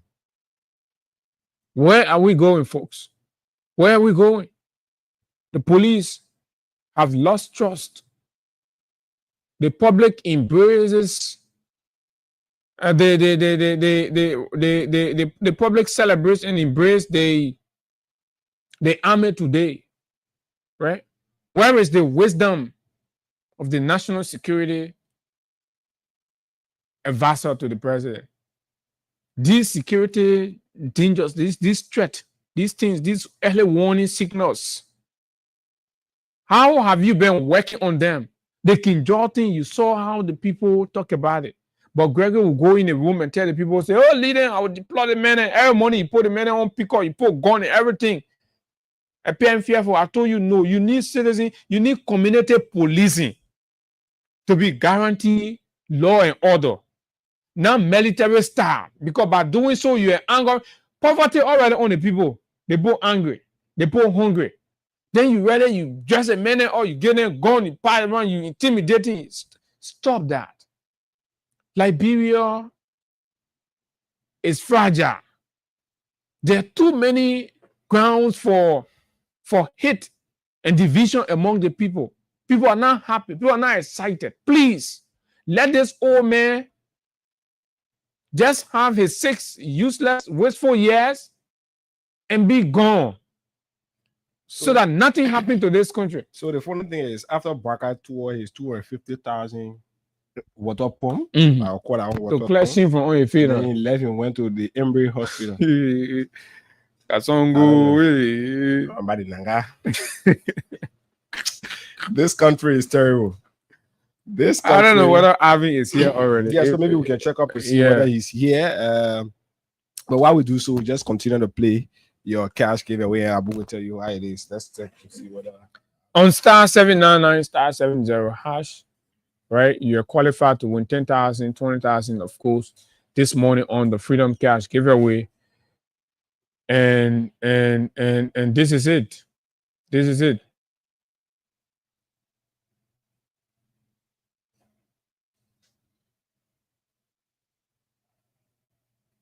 Oh yeah, but the Sabu no kill me bear. Say Gregory, you want Gregory? Anytime. Imagine you give instruction to the police folks. Even lawmakers celebrated what happened. They don't have to come out publicly. You have been misleading the police. You give instruction to police to beat on lawmaker. The first time ever we see in the history of this country. The men using battle, they beating lawmaker, for God's sake. This is lawlessness, right? And somebody still has the guts to be lecturing us about Baka leadership credential. Where is it? Leadership credential where? This is an empty old man who some of you puppet behind, thinking that he was any kind of political messiah for your ill decision of exploiting Liberia. And this is what Mo has done in Bopolo. Brought this thievery, stealing 250,000 for faucet and borehole. The only thing that's expensive down there that the solar panel, and it can be more than $1,000. So let's put everything together now. Mo Ali, tell us how many days you work for? The manpower size. Manpower people, they've been paid by government. Right? So put it together now. Tell us. Bring the report. If you show, publish the report, let's see. Let GSC go audit that thing. The people say they suspect. So GSC should go there and go do an audit and come out and tell us, say, oh, a worth it, then we know. Then we all start tying our bell now. It's not easy. Let GSC go audit that thing. Corruption not come from inside. Don't call me Abu. GSC go audit that thing. Mo Ali is one of the few people beyond Baka that point their hand and say, they did get the opportunity. Forget it. Or move from here. One time, a lady who supposed the Unity Party was on Facebook saying that look, any small thing you're making up, any small thing, you think they bought it, the people who get in government when they leave from there, they will be settled. They ain't come and be like CDC bought while they leave from in government, they stay passing around making noise. Say they bought it, when they move from it, so you are telling us that they're coming to steal everywhere. You go Legends, the people steal there. You go on the other side, they steal, stealing all over the place in the thousands. Say they go inspect. The president say when somebody going on an investigation, he suspends them. The road phone woman supposed to be going through investigation with the LACC. She stay in her role. Why is that the case? This is cherry picking. very police people who are they call it stopping people from using. Yeah, and they are the one here they can be saying I'm 4-4 on motorbike. So you see the one. You must go see another AFL man say coming in town, you go stop the man. Yeah, y'all go see another AFL man saying coming in town, show you ID card, everything. Y'all go stop the man. Yesterday part of flocking will be small. They flocking, they beating. I can tell cow from way in Mali and bring it here. That what they will kill. This is nonsense. You see, it's so disheartening on civil lines to see, some people giving applause to these things. But again, because people are tired. How many more times should we say this is uncivilized from the police? King George, you go get the people 3,000, 5,000 for killing their children. Where you're in Brewerville, The police went, they open fire. They kill one picking. They go on the side.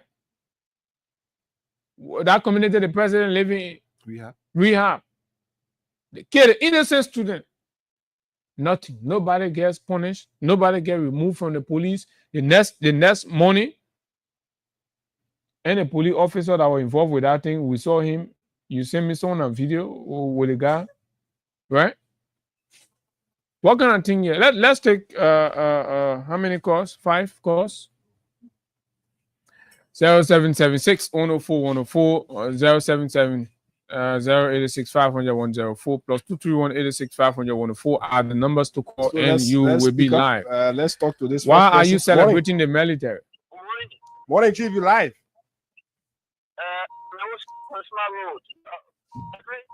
What I'm saying, yeah, also, but we it doesn't follow one person is cost. Okay, anything wrong goes on here. Let's just pray for peace. Anything wrong goes on here, we always. I mean, we shouldn't be one sided in this case. No, but I thought Unity Party people say that you should be telling that to Unity Party people and telling the president. You, when the very police went to attack the CDC head office, you were under the post. You said they should fire gun. The Liberians were there. You said they should fire them. They should open. So why you not? So why you not open your mouth that time to say, oh, if we can fall on one person here? Move on that, man. Y'all go ahead. Y'all can see through one side. And Abu, you know the thing about it? Sadly, the guys they have not seen the security threat that the action yesterday poses to our country, but they are here and wanting to make it look like it's a CDC making. When the police arrested Carrasco, some of you were on and say, oh, they're supposed to beat him. Say, in fact, they're supposed to do that one. Oh, you pump out this action. Morning. Go ahead. Go ahead.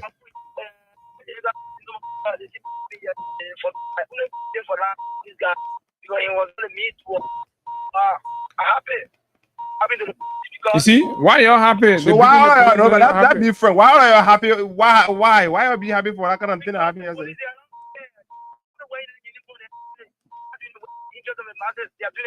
All right, let's take Musa.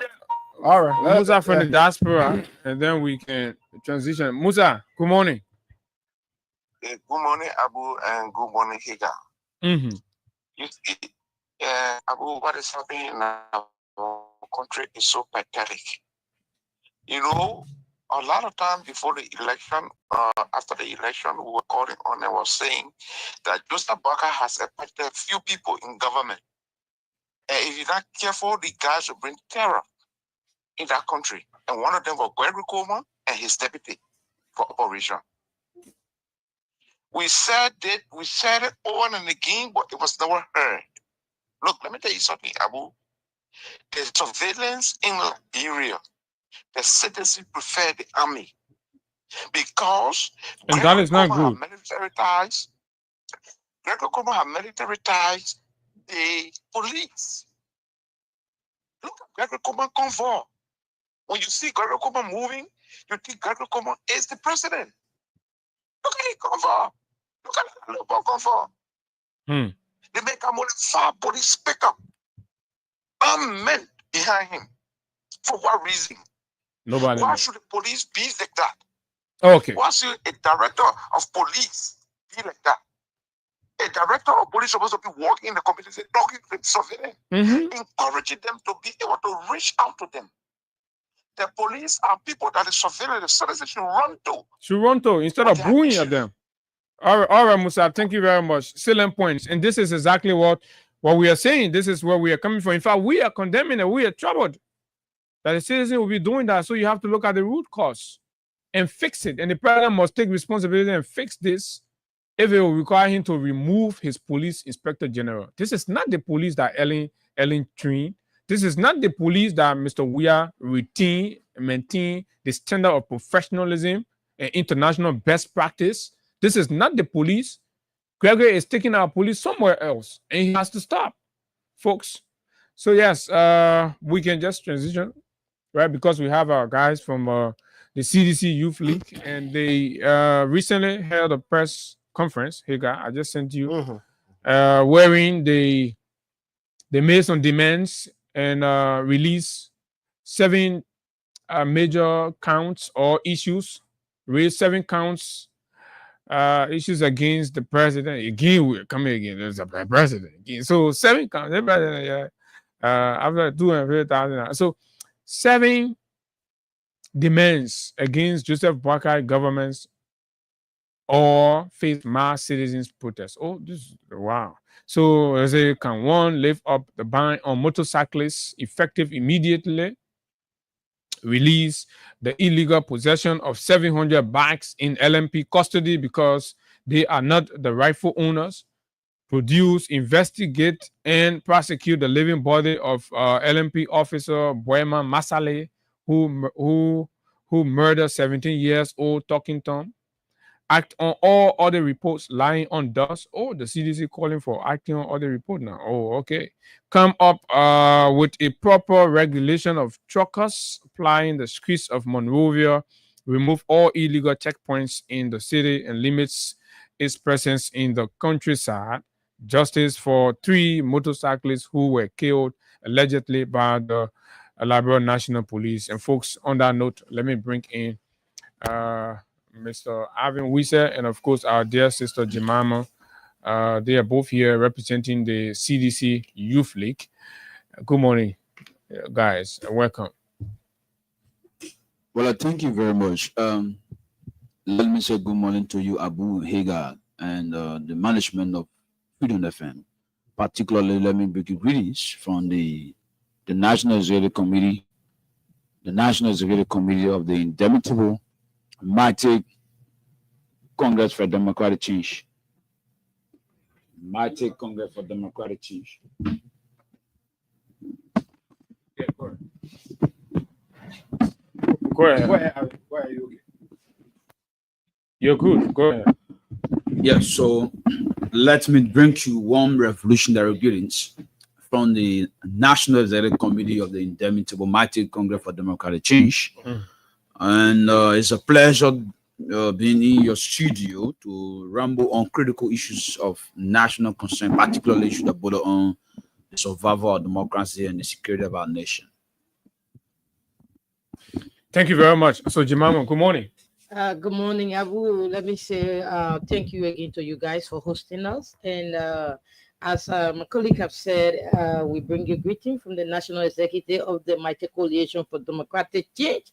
And let me say we are in a very scary time in our nation. So you notice every time the Youth League come up, it's because the country have become more scarier than it were.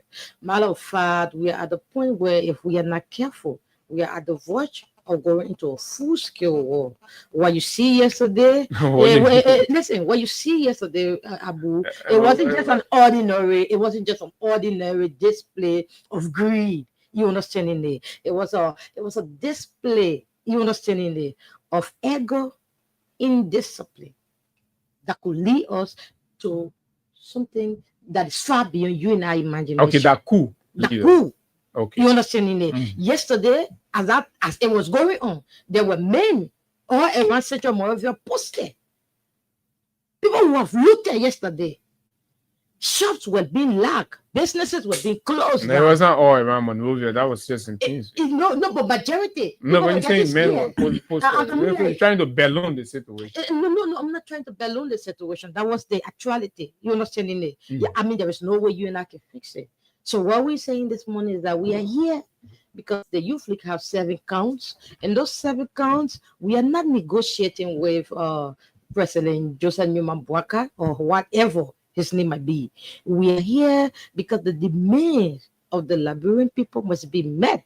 And if it cannot be met, there will be actions, consequences. Thank you, Abu. Okay, very well. So this one is coming in from a prominent Liberian. Say, I've always said this. We never went to war in this country because of lack of roads, buildings, running water, etc. We went to war because of the disregard for the rule of law, the mistreatment of the people by those in power. And of course, with all of this happening, Alvin, before we go into the real issues for why you are here, what is your initial thought about what happened yesterday with the police and the army? Well, I think the situation that transpired yesterday, we want to categorically condemn. I mean, free of politics. What do you think about what we saw yesterday? Yeah, like I said to you, I want to officially and categorically condemn the Liberia National Police. If anything would have gone wrong yesterday, that could have exacerbated and degenerated the fragile peace and security of our country into chaos and national pandemonium, the Liberia National Police and its leadership would have been held very reprehensible for the consequences thereof. Because as I have investigated from our witnesses yesterday, I followed the episode very religiously. The LMB officers beat on one of the AFL personnel since day before yesterday. So it means to say that the incident occurred day before yesterday. Now, it was on a plain view, open camera, the news spread wildfire around the country, that the video footages and different media institutions took the news widespread that police officers beat on AFL officer. Now, why any professional and well-trained, disciplined, organized, and civilized police or security head, like in the case of the police inspector general would do, is to quickly go into the process and investigate the source or the root cause of the pandemonium between the AFL and some police forces. For me, if that was the foundation in terms of the investigation, the chaos that transpired yesterday would not have happened had it been that we have a very responsible, organized, and professional police inspector general. But instead, I've been told that he celebrated the beating and the flocking of the AFL personnel. Who told you that? I've been told because our sources within the domain, the intelligence bureau of the UVD is very much sophisticated. You know that the same arrogance. Why would the RG celebrate? Because they have celebrated the arrogance. They have celebrated the rudeness of the Liberia National Police officers before at the grounds of the Capitol building. The first branch of government, you saw what happened they're going time. I mean, a few months back, when lawmakers were brutalized, but their officers were vandalized and they were pepper sprayed by the National Police under the instructions of Gregory Kumar. Then where were implemented? Nobody investigated them. They were not arrested for actions inimical towards the honorable men and women at the 55th National Legislature. You understand? Their actions, no. Something they call circumstantial evidence in criminal justice. When you are doing investigation, you investigate the pattern of people's actions and things they can juxtapose. For example, in Cape Mark in Joy, so what happened? The bloodbath. The people of Great Cape Mark, in defense of their own mineral development, they were asking for quality education, hospital facilities. How does all of those patterns relate to what happened? They correlate because you investigate the instances and you do what we call a juxtaposition. There's what you call pattern of investigation. I talk about the circumstantial evidence. How do you gather circumstantial evidence when we are doing investigation? Yeah. Now the police has exhibited some level of these actions. We call that criminal recidivism.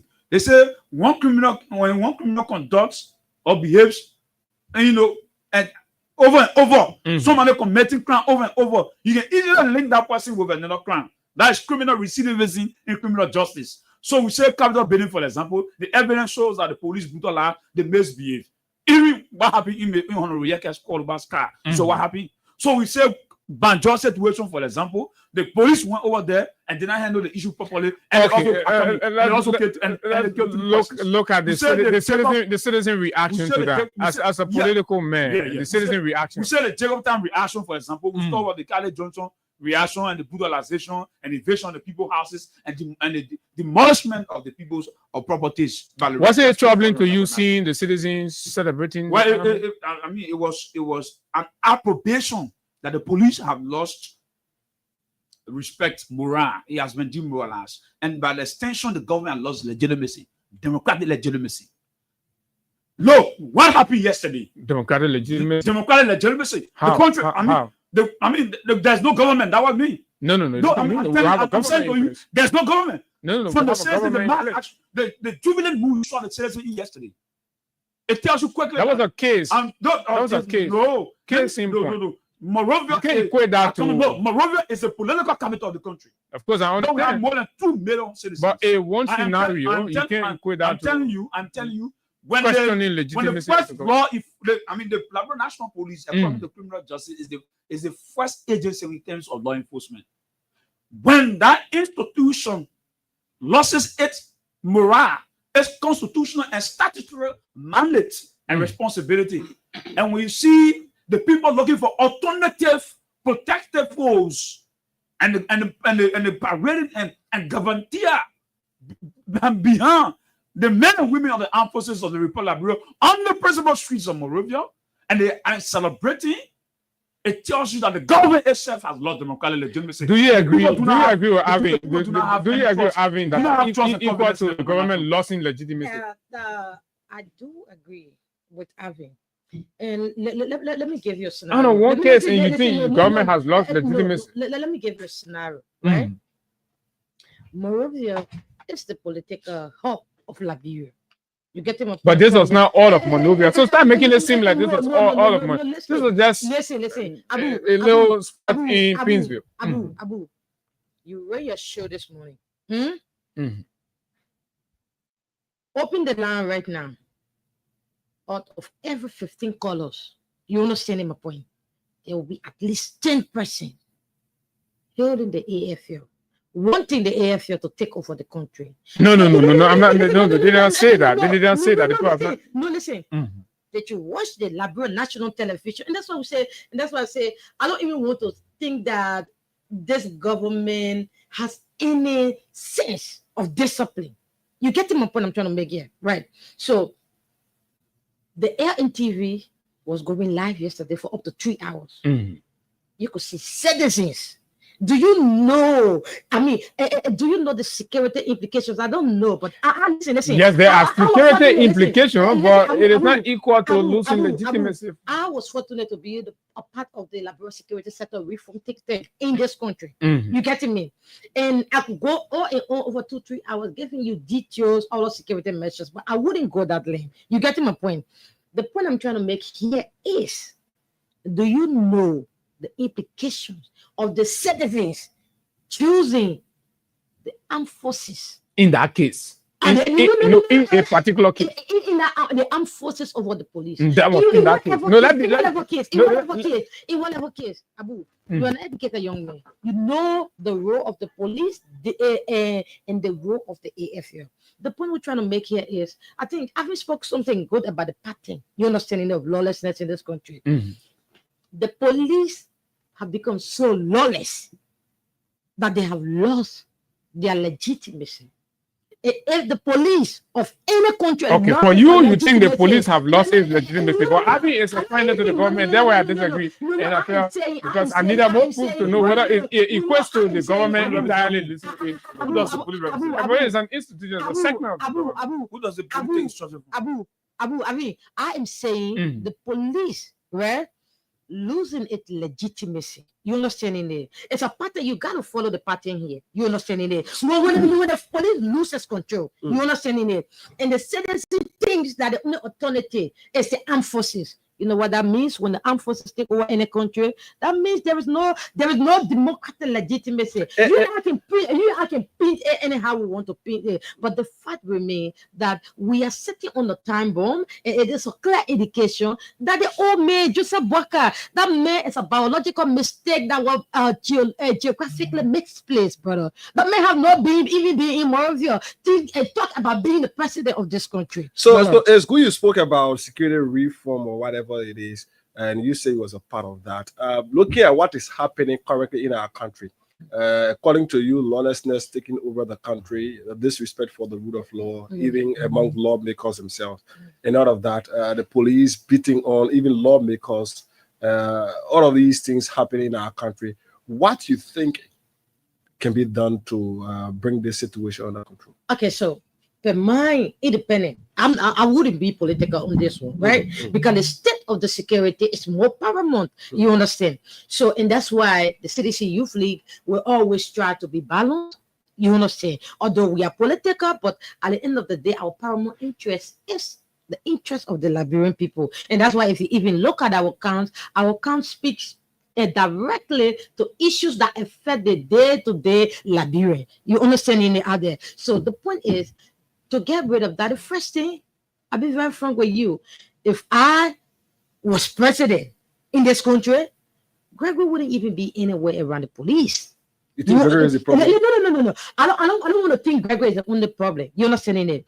The problem comes from Joseph Newman Boaka. It goes down to Jeremiah Kuhn. For example, I'll give you an instance. For God in heaven's sake, in what universe, on what planet does it make sense that the Joseph Newman Boaka in the 21st century is openly, illegally removing a city speaker who was democratically elected? I thought that was not enough. There was a co-sign. That's a puppet, Malafa, that he put in the position, who were also illegally placed there. I'm talking about the pattern of lawlessness. You understand it?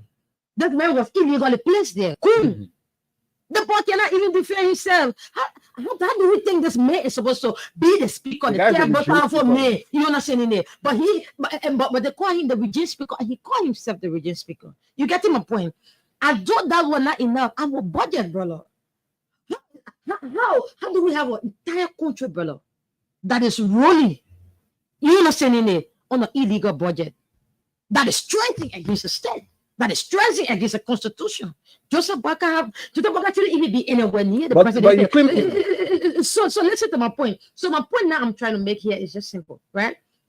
The lawlessness is from up there to down there. The police, on the other hand, they are just people being used. You understand it? Their lives are being wrecked every day by one phony late bleaching man called Greg. So the point is to fix the lawlessness in this country, you need to. Joseph Boaka shouldn't be anywhere near power. Kuhn shouldn't be anywhere near power. That's a whole different. That's a whole different thing. So let's hold you there and let's go. Your colleague. Let's go to why you are here. Quickly, yes, I think. Yeah, I want to quickly zero in what he would ask on issues about the police. Before we go to our accounts, let me say this to you: if Joseph Boaka doesn't fire the police director, he'll carry the country back to civil crisis. I'm seeing. Are you a prophet? I don't have to be, I don't have to be. I don't have to be a prophet. Yeah. So on what basis? The material conditions, the ruthlessness, the brutality. There's excessive police force on the streets, in the communities. How does that police go into civil crisis? What led us to the 14 years of brutal and devastating civil unrest is for people to replace right over might. Certain group of people felt very powerful, untouchable. A political secret were chaos that they could commit mayhem and atrocity. The police director has committed one of the highest atrocities in this country. No police director have met mayhem and police brutality on people. And as per our research, the most notorious police force post-war Liberia is Gabriel Como and his deputy or Nelson Fremont, the guy who shot on November 7, 2011 at the headquarters of the Congress for Democracy. He's a 102. Abu, can you remember the guy who is the chief of staff now of the armed forces of the Republic of Bureau? The guy was the one who killed Leto Saki Kamara in West Point. Follett. That is the cost question to Mr. Boaka. You understand? So if you look at him, for example, what's the correlation? I'm talking about how those things lead to crisis in the country and how they degenerate the fragile security of our country into national political turmoil. I'm saying to you that actions have to be taken. The action, and that's why we have actions taken by whom? Yeah, action either taken by the president. If the president doesn't have the the democratic political will to do that, maximum political will, then the citizens have actions, and that's where the youth comes in. The actions of the youth we've given all of our accounts clear. You cannot have. There must be guaranteed protection for the citizen before you put them in. Let me tell you, listen, if there's multiple lawlessness in this country and there's no guarantee of the rights of the citizens and the rights of those who do business and those who go to school, the people have alternative to survive. The people become authentic carriers of their own industrial fate. They will not allow anybody to ill-treat and maltreat them. Well, the attitude of the Liberia National Police will always remind us about the danger. Do you know that the police also have a duty to restore law and order? Yeah, the duty that is enshrined within the government manifesto of the Liberia National Police through its statutory responsibility to protect lives and properties, not to destroy lives and to destroy properties. The police under Gregory Common and Nessie Freeman is the most notorious, brutal, dangerous police force in the history of post-war Liberia that is destroying lives and property across the land of this country. That's why you saw the people coming out, the masses of the people moving one step, jubilating, celebrating the armed forces of the Republic of Liberia, because the police have loved the gravitas, the morale, the rectitude to even talk about security. So to regain confidence and the trust of the Liberian people on the streets and in the communities, the best thing the government can do is to unconditionally relieve Mr. Gregory Common of his position or put the country back to civil crisis. Do you think Gregory Common is the problem? What? Are they two the problem? And you think when they Nancy Freeman of dangerous human record, he killed the people at the headquarters of the CDC. Back we wanted him. They said he was investigated. No, you're not investigated. He was reprimanded for his crimes and actions against, the Dollar Monday, November 7, 2011, Mr. Nelson Freeman was the one who orchestrated that. And the same Nelson Freeman is being hired today to do the clandestine, despotic work of the regime that have come on a military junta style of leadership that revoked the PRC form of leadership, and the only thing it does is Liberia peace threatening. Liberia is more than Liberia peace is not only threatening, but it's on the brink of civil crisis and democratic collapse. It's on the brink of civil crisis and democratic collapse. Since having we said say the jubilant opposition, say the jubilant Liberians who are celebrating and booing the police. You know what I mean? For people to boo police, for a national booing, you saw masses of the people. Booing can happen. No, but booing is dangerous for people to boo police. I mean that the police there's no faith.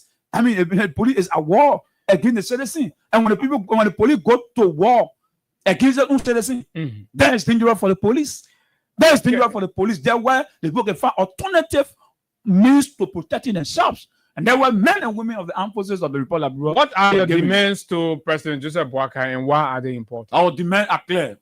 The first demand is that the Revolutionary National Executive Committee, on its leadership, the National Executive Committee clearly went to Grand Bassa County and crafted a resolution. That's what we've been silent for the past months, because we were looking at the atmosphere and looking at the right time to come and take charge of the national discourse and provide the revolutionary marching order and way forward for the Congress for Democratic Change and all of the fighting forces, including our ground forces and members of the underground affairs. Now, part of our resolution in Grand Bassa County, the party usually have decided to first make a decision clear to the Liberian people on what we want. This time around, our advocacy are issue-based, will be thematic and clear to the point. We're not going with scatter conversation in the public. So what are the issues? So one, the issue is that we are calling on Gregory Common to hands off all motorcyclists that are applying Central Monrovia. Why do you think so? Because what we think so, we said that the ban is against the Constitution, against their fundamental. How is it against the Constitution and restoring public order? Public order has to be restored on the basis of respect for the rule of law. But let me tell you, in public policy and public administration, do you argue against the police that the motorcyclists have been acting lawless? Well, so like I said, public order has to come. Public order must go with public laws. and the laws has to be respected, it has to be followed. They are Of course. procedures. But And the if people police are coming- says So, the motorcyclists they are have violated the laws. No, that is There are no-go zones. That's a transfer aggression and a hasty generalization in English. No-go zones. When no-go zones are being violated, what do you expect the police to do? This all happened with the incident at the Sideway. Some 8 days ago, it happened. Incident. The truck driver killed a motorcyclist because the policeman was fighting to take away the motorcycle from the motorcyclist. Now, when that happened, the young man lost his life. In criminal investigation, you isolate a particular case and provide who got due process. No. You got to complete the story. How did the motorcyclist respond to that? The motorcyclist, according to the story, few of the motorcyclists attempted to seek justice and to seek redress. Is that the way to seek justice? I said attempted to seek redress and to seek justice. But the way they did it, is that the way to do it? The police. No. Let's be clear. No, but you have a question. But you have to answer the question. Give me chance. You cannot. Is that the way don't to seek acting at the police of yesterday? Give me chance, Abu. Look, no, start acting at the police. but is that the way to seek justice? So Abu, Jimamo, do you want to answer the question? The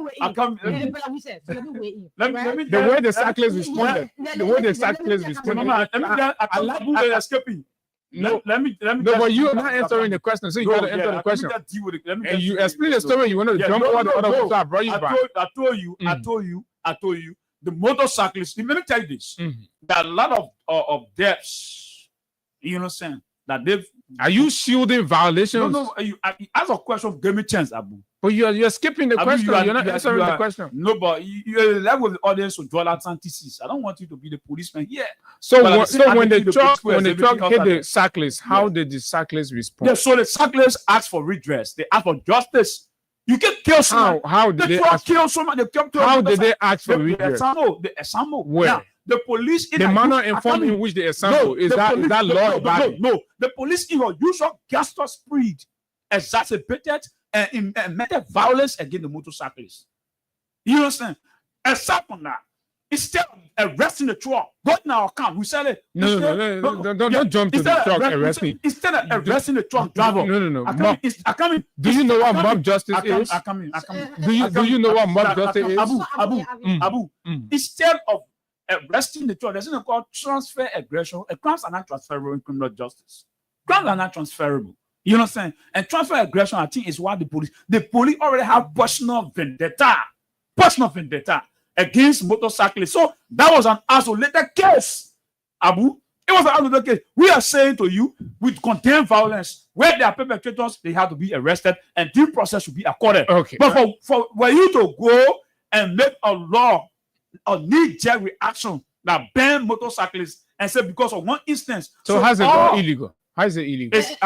It's illegal. 1 minute, I'll come to you. It is illegal because the case in point was a separated case. It was an isolated case, and determined by who? And crimes are not transferable. Determined by who? Determined by the laws and the youth league. The laws determined by the Liberian people. When people are involved in the crime. All right, thank you very much. Let's go to count 2. Jimamo, let's talk about count 2.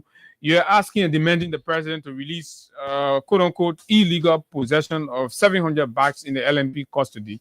These bags were arrested, according to what we've heard from the police, for their violation of the traffic rules. And you're asking that they should be released. So I don't want to go back to where Avi comes from because I think he already exhausted. That's what you're on count to. Right, that's what I'm on count to. But let me tell you something. In public policy, I was fortunate to have the U.S. government scholarship and got a diploma from the Ghana Institute of Management of Public Administration, where I studied public policy. So they tell you when they arrest violators, they should release them. That's what they told you to that policy. No. Listen to me. Right? Go ahead. Right? I have public policy, right? So what happens with policy, you understand in there, that affects the public, right? Number one, should take into consideration the economic reality of the public. You're trying to appeal to sentiment. You're appealing to sentiment. You're not in there. No, you're appealing. Let's stick to the issue. I'm speaking to the issues, right? So to put in a policy. So in your school of thought, when violators are arrested, they should release them. No, Abu, you're not going to tell me what I'm supposed to say. But say what you want to say. Good. So let me say what I want to say, right? You take into consideration the economic reality of the people. That is one.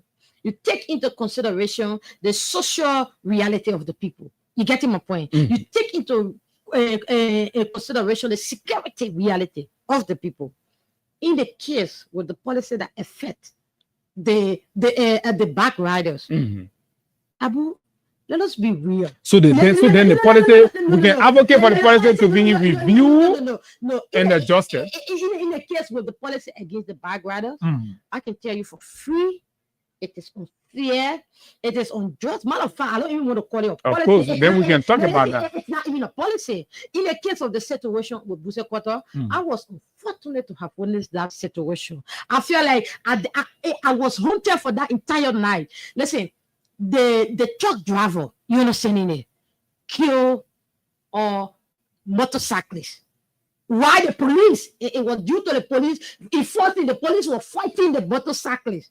You understanding it? Over his back. So for that reason, they should get 700 back. No, listen to the but point. You're not answering the question. I want to answer the point. But You want to answer the question? This is not A and B. I'm able to answer the question. So but go ahead, answer the question. So listen to my point, right? And the guy was killed.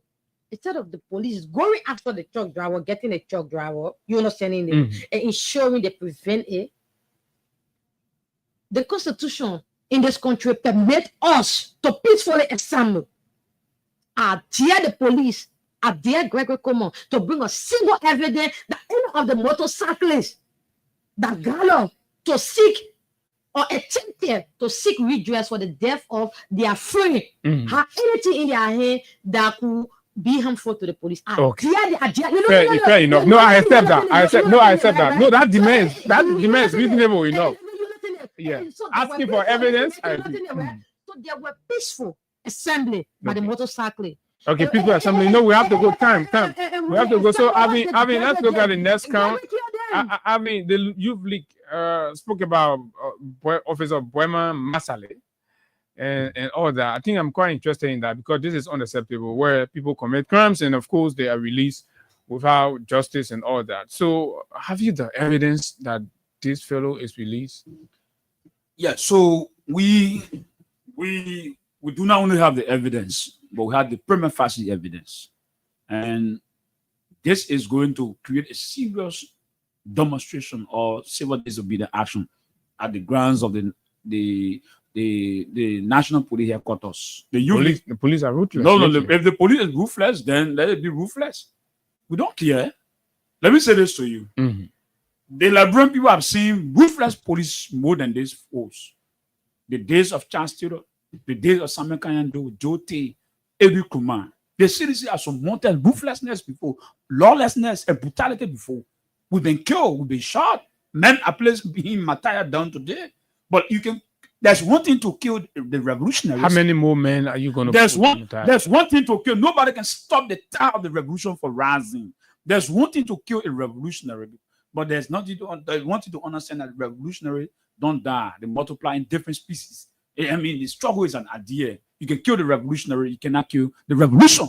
You understand? So, I mean, trigger-happy, gun-toting men will shoot if they let them brutalize people here, but we will not retreat to cowardice. We will not. Submit and taking ourselves to Gregory Kumo. All we're asking for, Abu, clearly, is that Mr. Boema Masale, the guy who killed the 17-year-old Liberian Banjo, he been released. He was surreptitiously and covertly taken from the professional standard division of the Liberian National Police Headquarters, and he's a fugitive. And we ask for we are calling for his living. Is he still in the police? No, he has escaped. So he has escaped. He's in Freetown. As I speak to you, he crossed the border and he escaped justice. That invasion of justice. He tried to deny evidence, tried to hide evidence, and tried to manipulate the evidence. Who do you think facilitated his? Gregory Kumo is the chief architect and mastermind. He's a patron of all of this lawlessness happening in the country. So we hold him responsible and he must produce the living body of Boema Masale. You cannot kill. That instead of being investigated and being reprimanded for your actions, you've been given permit to escape the country. It's dangerous for our law enforcement institutions in the country. You saw what happened to LDA. You saw what happened to Fatiga. You saw what happened with the AFL and the police guy. Where this country will have glory on Gregory Kumo and Samuel Kofi Rouge. And my best appointment comes from this so-called purported reactionary, backward, hostile social force who purported himself yes or yes as a lawyer and human rights activist. Now he's the national security advisor to the president. This is the message of the Youth League to Samuel Kofi Woods. Maybe they have not been listening to Kofi Woods' advices. No. There's possibility. Samuel Kofi Woods has purported himself as a human rights lawyer in the country. So there's the most egregious crimes imposed on Liberia from a force that's supposed to protect lives and property have been committed. Samuel Kofi Woods supervises, he supersedes, he superintends all security matters and details in the country through the Joint Security Agency, meetings and everything, NSA and whatever.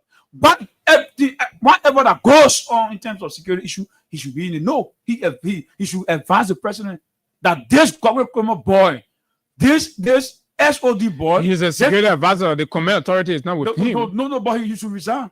He has option. He's a human rights activist to sanction government command and a killing machine. This man have a machine heart. He thinks that Somali who's still fighting war. Why should the police remove all of the checkpoints? The checkpoints.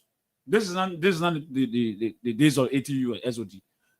When we see the checkpoints, Abu, it gives us a dangerous photographic memory of the war days. But it is your choice. It is your choice to see it that way. No. Somebody will see it as the president of law enforcement. Somebody will see it as the president of law enforcement. No. Law enforcement does not come with too many checkpoints. It comes with the decision. It comes with policy. It comes with citizen action and citizen reaction. When the police has a very professional standard division that communicates its law enforcement policies on the account of the Constitution of the Republic of Liberia, it makes it work very easy. Nobody uses law enforcement with so many checkpoints in the country.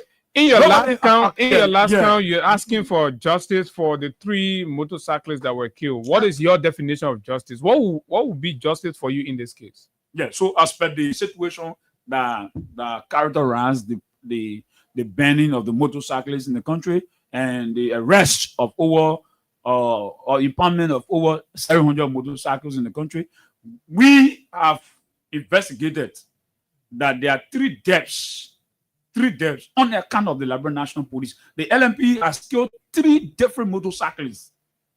3 motorcyclists, Abu. We are saying people who left their homes, left their wives, left their children to go and struggle for that ends meet to get daily survival. They were killed by the Liberian National Police. We have the evidence. They were killed. We have the evidence. 3.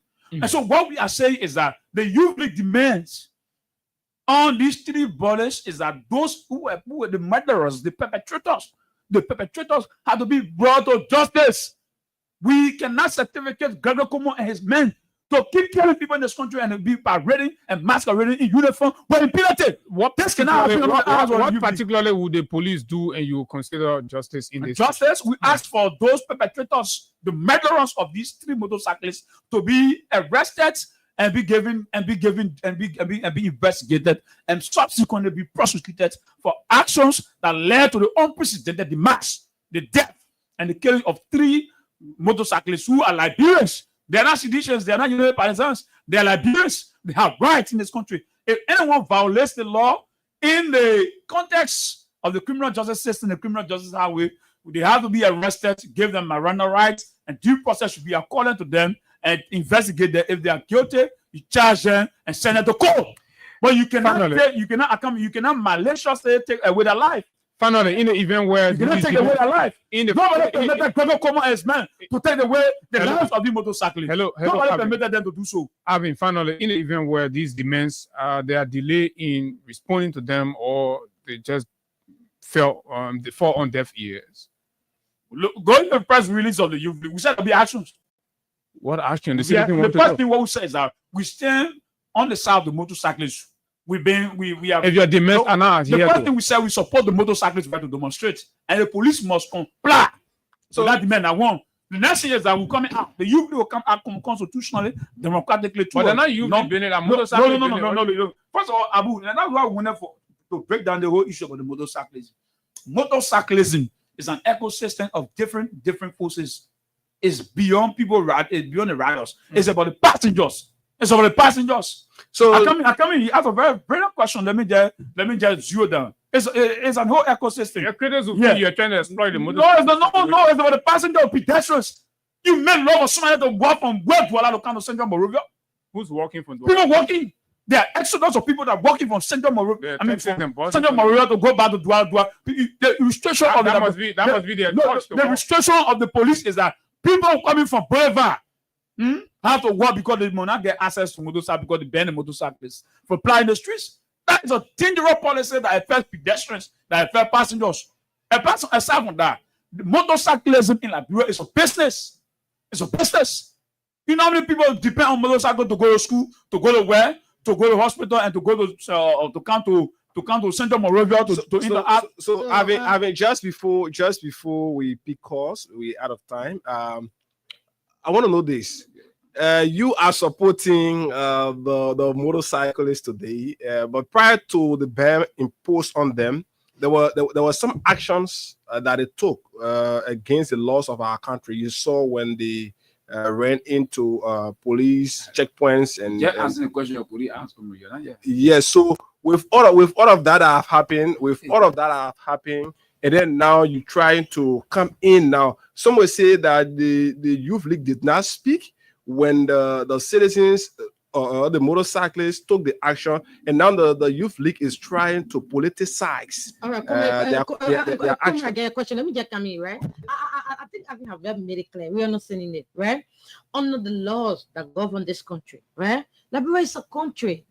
So it gave them a right to do what they did? No. Listen, it's not so kind of Zabiza forest, right? Liberia, if a motorcyclist violate the law of this country, the law says he must go. He must be handcuffed. He must be taken to the police station, to the judiciary branch of government, not police station specifically, but the judiciary branch of government should be able to ensure that he goes through every single violation that goes on in the country. There is a punishment attached to this violation. So if a motorcyclist violates the laws of this country, he should be penalized according to the law. The real issue here is did the Youth League speak when the motorcyclists were getting involved into the action to dismantle checkpoints and all of that? Are you talking about the action to dismantle checkpoint? No, the action if you're talking about the incident that brought the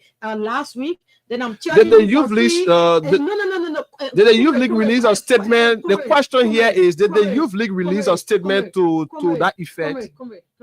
I don't think you want to make this a conversation that's just going wayward. Listen to the point, right? The point here is just because you are lawless doesn't mean that that is charged with the responsibility to enforce the law is supposed to be lawless along with you. You getting my point? It's like you have a 3-year-old daughter who wake up in the morning and she said she's not going to school every day. And you, the father, you pay the school fee. You pay for the lunch, you pay for the study class, and then you say, okay, don't go to school.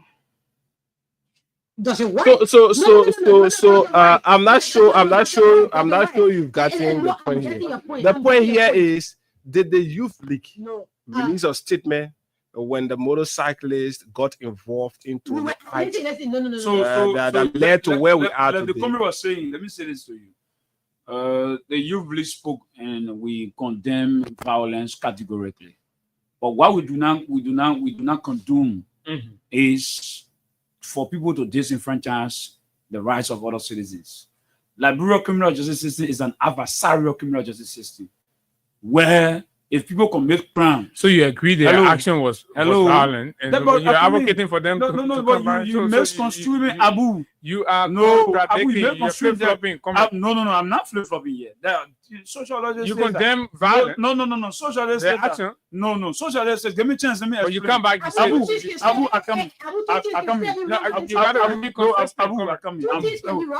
I'm very consistent here. There will always be deviant in society. Don't get me wrong. The reason why they are lost because they are big deviants. Sociology, sociology will tell you that society does not run without deviance. Society does not run without deviance. So the people will always have deviant attitude.